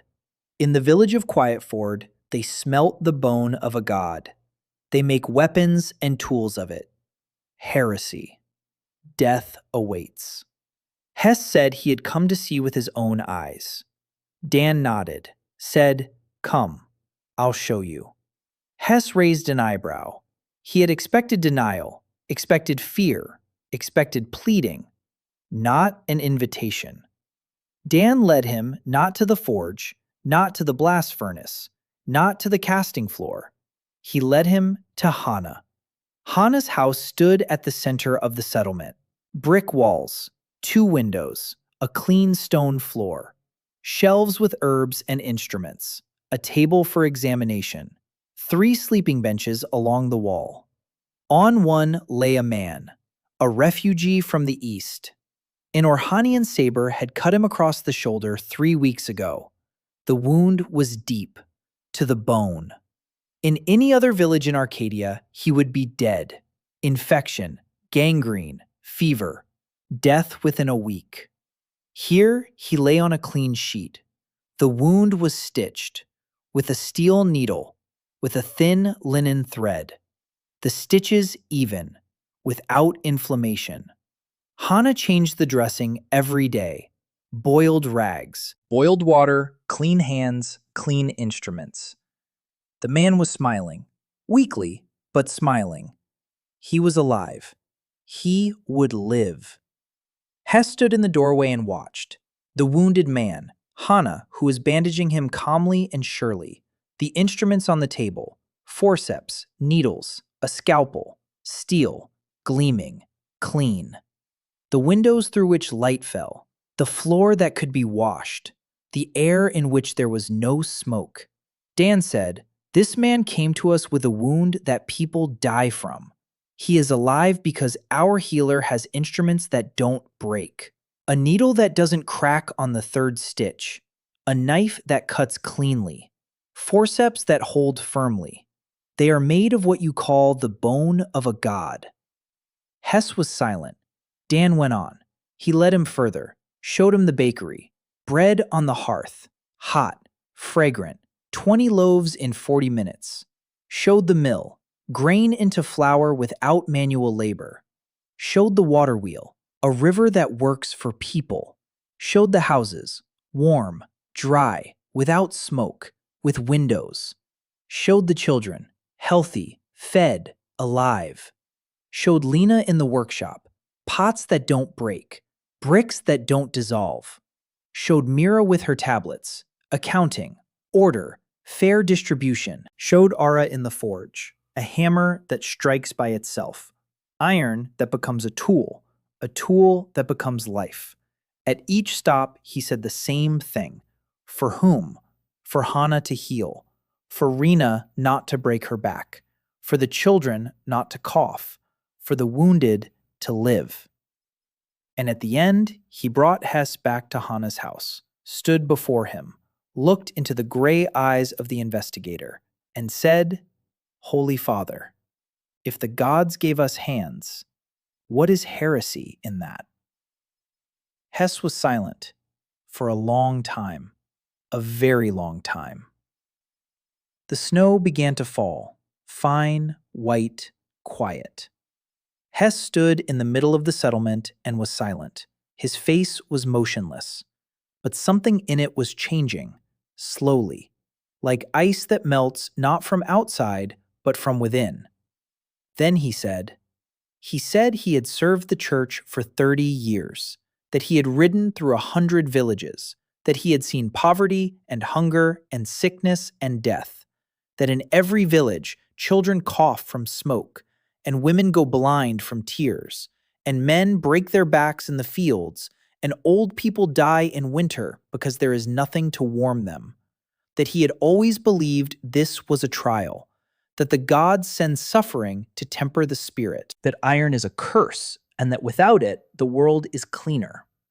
Then he fell silent, looked at Hana's house, at the wounded man in the window, who was sitting on the bench and eating porridge from a cast iron ladle, alive, with a stitched wound, with a clean dressing, alive because a girl healer had a steel needle.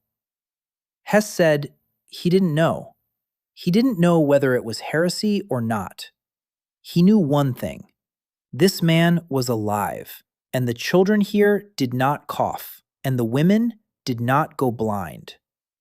He was silent, then said that he would leave, that in the denunciation he would write nothing. A village, clay, pots, nothing worth attention, like Layla a year ago. Dan looked at him, said, "Thank you." Hess shook his head, said, "Don't thank me. I don't know whether I'm doing right. I know only that that man is alive, and that I cannot kill him a second time." He mounted the mule, rode off. The snow covered his tracks within an hour. Layla stood at Dan's shoulder the whole time, with a hand on her sword, ready. She lowered her hand, exhaled, said, "That was Father Hess, the investigator of the Western March. If he had written the truth, in a month there would have been an army here." Dan nodded. "I know," Layla said. "He may change his mind." Dan nodded. "I know, but not today."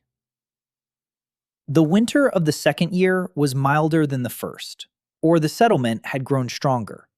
The houses stood, the stoves warmed, the mill ground. There was enough food, a reserve for 3 months ahead. Mira counted every sack and every loaf and said that for the first time in a year, she had no line for deficit in her tablets. The population passed 250, 3 workshops, a forge, a foundry, a pottery, a sawmill, a bakery, a clinic, a school. Yes, a school. Dan opened it at the start of winter. A small brick house with 3 windows and a long table. 10 pupils, children and teenagers. He taught them to count, to read, to measure. Lena taught them clay. Ara taught them fire. Mira taught them accounting. Each pupil left the school knowing how to make a brick, a pot, a nail, to mix mortar, to read a tablet, to count a stock. Simple skills, but in a world where 90% of people couldn't do anything but scrape the earth with a stick, those skills were worth gold. 5 pupils from the first intake were already working on their own. 2 went to Steep Hollow to build their own brick kiln, 1 to Long Ravine. The network grew. It was that winter that Dan found the chest. He was expanding the quarry, digging a new pit for clay on the northern slope. His shovel struck wood. He stopped, cleared it with his hands. A board, charred, old. Under the board, another board, a lid. He dug it all out. A chest, wooden, small, charred at the edges. A bronze lock green with age. He broke the lock with a stone, opened it. Inside lay a bundle of leather. The leather crumbled in his fingers. Under the leather, parchment, a single sheet, charred at the edges, with a ragged hole in the middle. On it was a blueprint. Dan took it in his hands and his breath caught.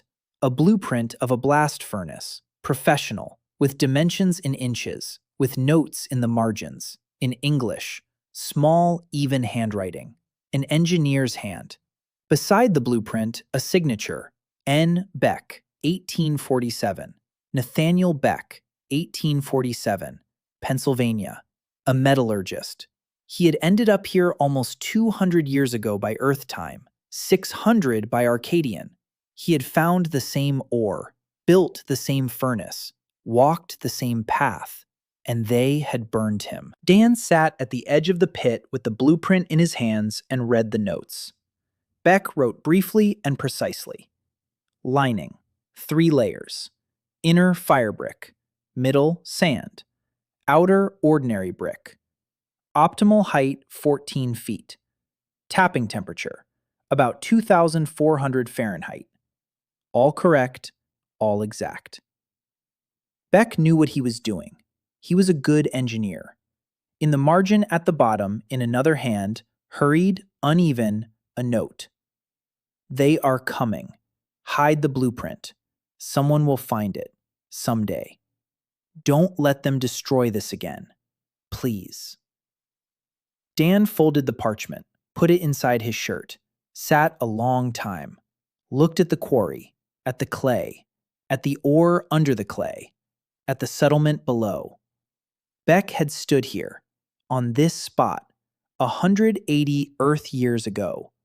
He had seen the same thing, dreamed the same thing, and someone had come and burned it all, and killed him, and killed his pupils, and erased his name from the world's memory, leaving only a charred chest in a pit, a message in a bottle from a dead man. He showed the blueprint to no one, almost no one. To one person he showed it. So Hanbyol came to the settlement in late autumn, a quiet woman of 28 with a worn book under her arm and round glass lenses on her nose. Dan saw the lenses and his throat tightened. Glass. The first worked glass he had seen in 2 years in this world. Hanbyol introduced herself, a geographer from the Southern University, traveling, studying the land and its people, formally. In essence, she was a historian of forbidden subjects. She searched for traces of the First Empire. She had searched all her life, in secret, because you get burned for it. She had heard the rumors. A village in the west, where they smelt the bone of a god, where they take metal out of the earth, where smoke comes from brick pipes and not from holes in roofs. She had walked 3 weeks, along roads where deserters and refugees roamed, alone, with a book and lenses, without weapons. Dan asked why. She answered, because if the rumors are true, then it is the most important event in 600 years, and she must record it. He showed her the settlement, as he had shown Hess, but differently. To Hess he had shown the result, the why, the for whom. To Hanbyol he showed the process, the how, the why, the where from. She understood. She asked questions no one had asked him. Why exactly this profile for the blast furnace? Why the ratio of ore to flux 3:1? Why the tempering temperature of steel differs from the annealing temperature? She didn't know the answers, but she knew the questions. That was more than everyone else knew. A week later, he showed her the blueprint, Nathaniel Beck's parchment. She took it in her hands, read the notes. In English. She read English, slowly, with difficulty, but she read. The Southern University preserved scraps of old texts, fragments of the records of the First Empire, in a language no one understood. Hanbyol had spent 10 years trying to decipher it, and here she was, reading the notes of an engineer from Pennsylvania, written in 1847 in a language she had considered the language of dead gods. She raised her eyes to Dan. Her lenses glinted in the light of the oil lamp. She said, "You are not the first." Dan nodded. She was silent, then said, "The First Empire, the Smith gods, the fire of the stars, all of it. It is not a legend. It was a man, the same as you, from another world." Dan nodded again. Hanbyul took off her lenses, wiped them on the hem of her shirt, put them back on. Her hands were trembling. She said, "Her whole life, all 10 years of searching, all the secret records, all the nights over old texts, all of it had led here, to this piece of charred parchment, to this man with soot on his hands."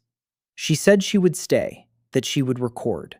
Everything, every day, every furnace, every tool, every formula, so that if they burned him as they had burned Beck, then at least the knowledge would survive.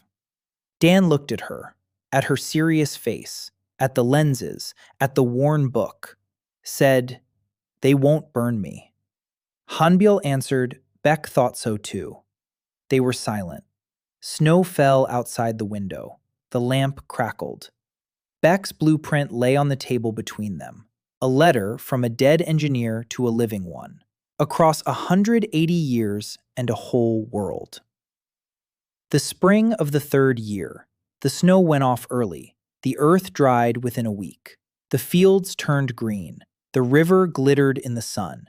And from the east came war. Not rumors, not refugees. War. An Orhanian patrol appeared on the hills to the east of Steep Hollow. 20 riders, light cavalry, reconnaissance. They burned 3 houses on the outskirts of Steep Hollow and left. A week later, a second detachment came, 50 men. Steep Hollow asked for help. Dan called a council. Oren, Ara, Lena, Mira, Layla, Hannah, Hanbyul, Tom, Garth. 9 people at a table in the workshop. Mira laid out the tablets, figures, the settlement, 312 inhabitants. Men able to bear arms, 48. Steel weapons in the store, 20 swords, 30 spear tips, 60 axes, 120 knives. That was too little for an army. But it was not an army.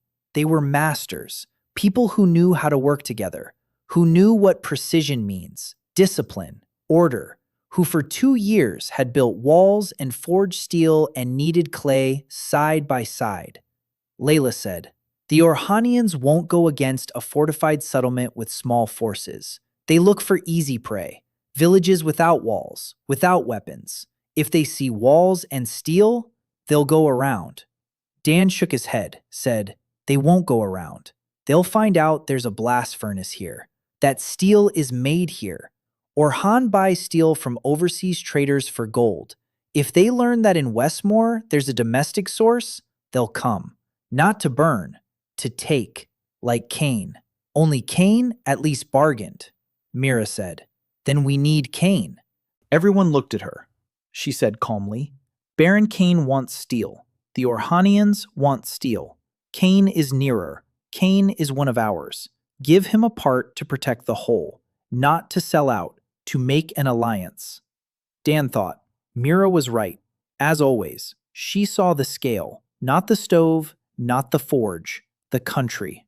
He sent Layla to Cain, with a sword, that very one, for his son, and with a proposal. Steel weapons for the Baron's retinue, steel armor, steel spear tips.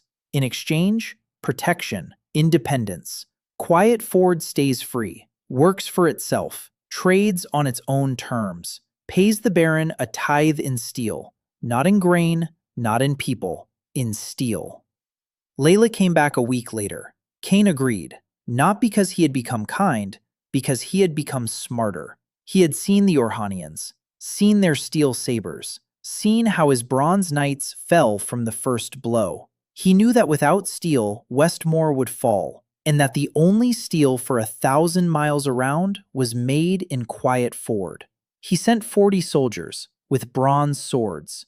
Dan rearmed them in 2 weeks. 40 steel swords, 40 steel spear tips, 20 mail shirts of steel rings. Ara forged day and night. Layla helped. Tom the Younger pumped the bellows. The water hammer pounded without stopping. The blast furnace burned. The converter spat sparks every 3 days. Steel flowed in a river. A small river. A stream. But for a world that for the last 6 centuries had not seen iron, that stream was a flood. Cain came to collect the weapons. He took a sword, hefted it, struck a wooden block. The block fell apart. Cain looked at the blade. Not a nick, not a scratch. He looked at Dan, for the first time without greed, with something like respect. He said, "His great-grandfather fought with a bronze sword. His grandfather fought with a bronze sword. His father fought with a bronze sword. He himself had fought with a bronze sword, and lost. All his life he had lost, because the enemy always came with something better. Now he had steel." He was silent, then said, he had not forgotten that Dan had refused him a year ago, had not forgotten and had not forgiven, but he acknowledged it.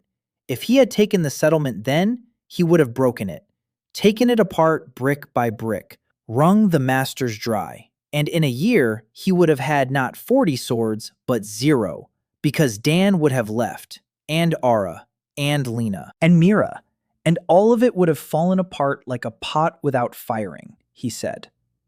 I am not a kind man, but I am not a fool. Work. Cain led the soldiers away with their new weapons. To quiet Ford, he assigned 10 horsemen. A picket, not a guard, a picket. The distinction was subtle but important. A guard watches over the owner's property. A picket watches over an ally. Mira noticed the distinction, smiled, said nothing. The Orhanians came a month later. Not a patrol, a detachment. 200 riders with long sabers and short bows. They moved along the western hills from village to village, burned, plundered, killed. 3 villages fell in a week. Steep Hollow held out. They had brick walls, iron axes, and 12 men trained by Dan's pupils. The Orhanians struck twice and pulled back. Not worth the effort. They went on, toward quiet Ford. Cain's picket saw them first, sent a messenger. Dan learned of it a day ahead. There was time enough. He hadn't built a wall around the settlement, hadn't managed it, but he had built something else. Around the perimeter of the settlement stood houses, brick, with thick walls, with windows on the outer side. Narrow, like loopholes. Not on purpose. Small windows simply hold heat better. But now those windows became loopholes. Between the houses, passages. Narrow, 1 rider wide. Cavalry can't deploy, can't strike in formation. They'd get bogged down in the passages between the stone walls. Layla positioned the people, not soldiers, masters, with axes, with scythes on long shafts, with steel pitchforks, with knives. 40 people, men and women. Ara stood with a hammer, not a smith's hammer, a war hammer, that she had forged for herself, on a long handle, heavy, terrible. Lena stood behind a barricade of bricks by the workshop, with a crossbow. Primitive, wooden, with a steel bow. Dan had assembled 3 such crossbows over 2 weeks. Mira stood in a house at a window with a spear. Hana prepared the clinic, boiled water, laid out instruments, bandages, needles, threads. She knew there would be wounded. She was ready for it. Hanbyo stood on the hill with a spyglass. Yes, a spyglass. Dan had assembled it the week before. 2 glass lenses from Hanbyo. One he had reground on Lena's potter's wheel. A copper tube of cast iron poured in sand and turned by Ara. Crude, murky, but working. 3-fold magnification, enough to see riders 3 miles off. Hanbyo looked east, counted, reported below. 200, maybe more. Cavalry, light, sabers, bows. No siege equipment. They don't expect resistance. They expect a village. Peasants with wooden pitchforks, dugouts, and mud. Dan stood at the entrance to the settlement, alone, without a weapon, in the leather apron of a smith, smeared with soot. Behind his back stood the settlement, stone houses with pipes, the water wheel, the smoking blast furnace, and 40 men and women with real steel weapons in their hands. Not an army, masters who know how to work together. The Orhanians appeared from behind the hill, an avalanche. Riders, sabers, dust. They saw the settlement and slowed. The lead rider reined in, stopped. The rest halted behind him. They looked at the houses of red stone, at the pipes pouring smoke, at the wheel turning on the river, at the people by the houses, at the steel blades gleaming in the spring sun. The Orhanian commander rode forward, a man no longer young, with a weathered face and a long saber at his belt, a steel saber. He looked at Dan, at his apron, at his empty hands, at the settlement behind his back. A long look. Then his eyes stopped on something, on the blast furnace, on the white smoke rising from it into the sky. He knew that smoke. He had seen it before, in his homeland, at the overseas factories from which Orhan bought steel, the smoke of a smelting furnace. He understood. Here they made the same thing. Here they made steel. The commander looked at his riders. 200 men, sabers, bows, light cavalry, against stone houses, narrow passages, steel weapons, and a furnace that could make more and more and more. He looked at Dan. Dan looked at him. Calmly, without fear, without threat, as master to master. Dan said, loudly, so they would hear, he said he did not want to fight. He wanted to trade. He said, you have 200 men with sabers. I have 40 with steel and a furnace that gives 40 more like them every month. Leave, and in a year, I'll sell you the best blades on the continent, cheaper than your overseas traders.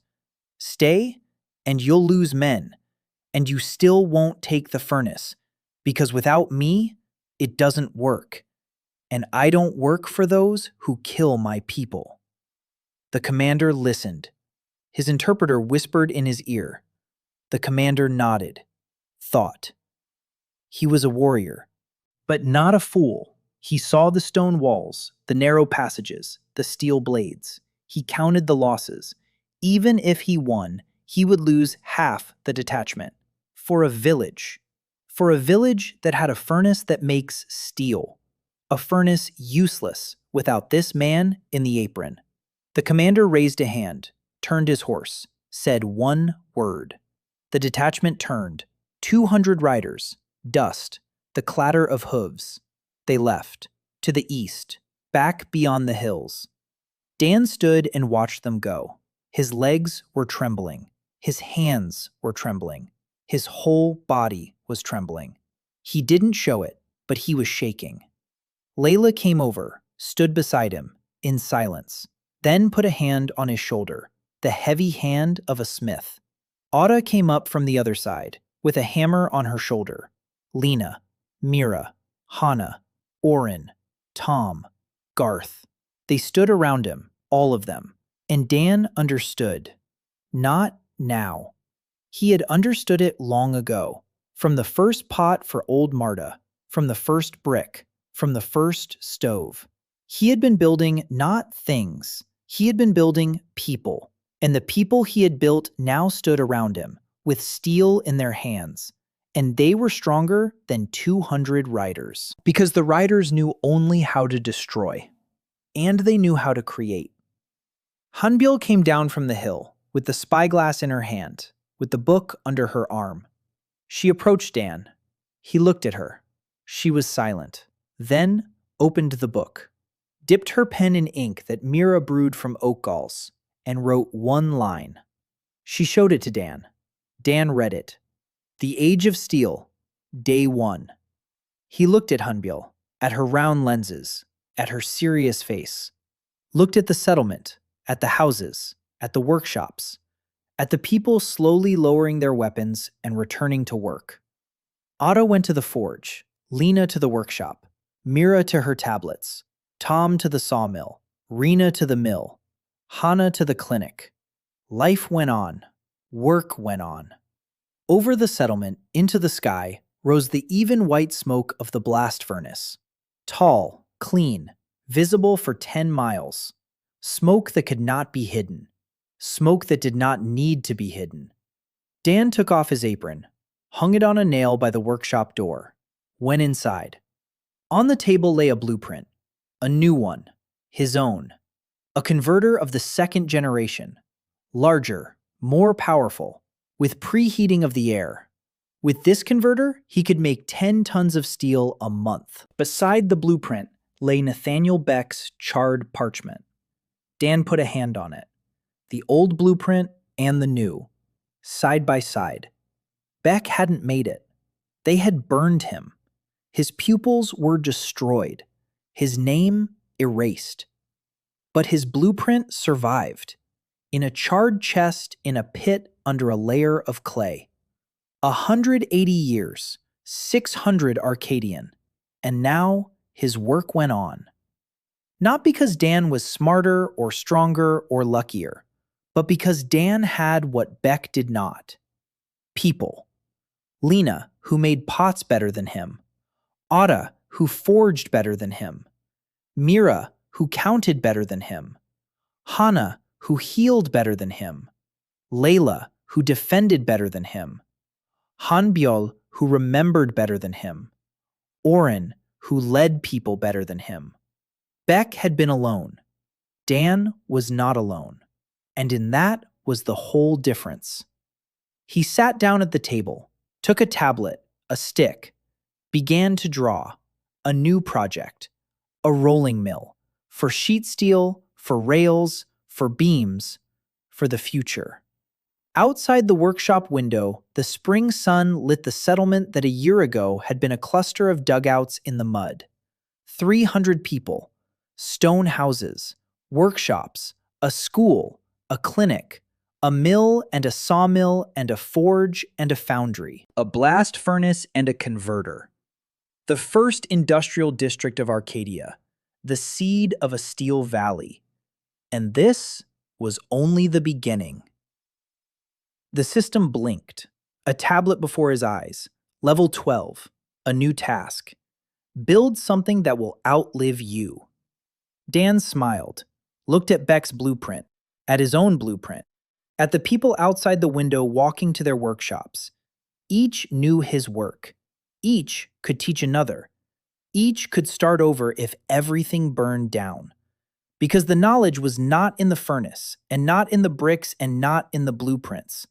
The knowledge was in the hands, in the heads, in the people. It had already outlived him. He closed his eyes for a second, opened them, took the stick, and began to draw.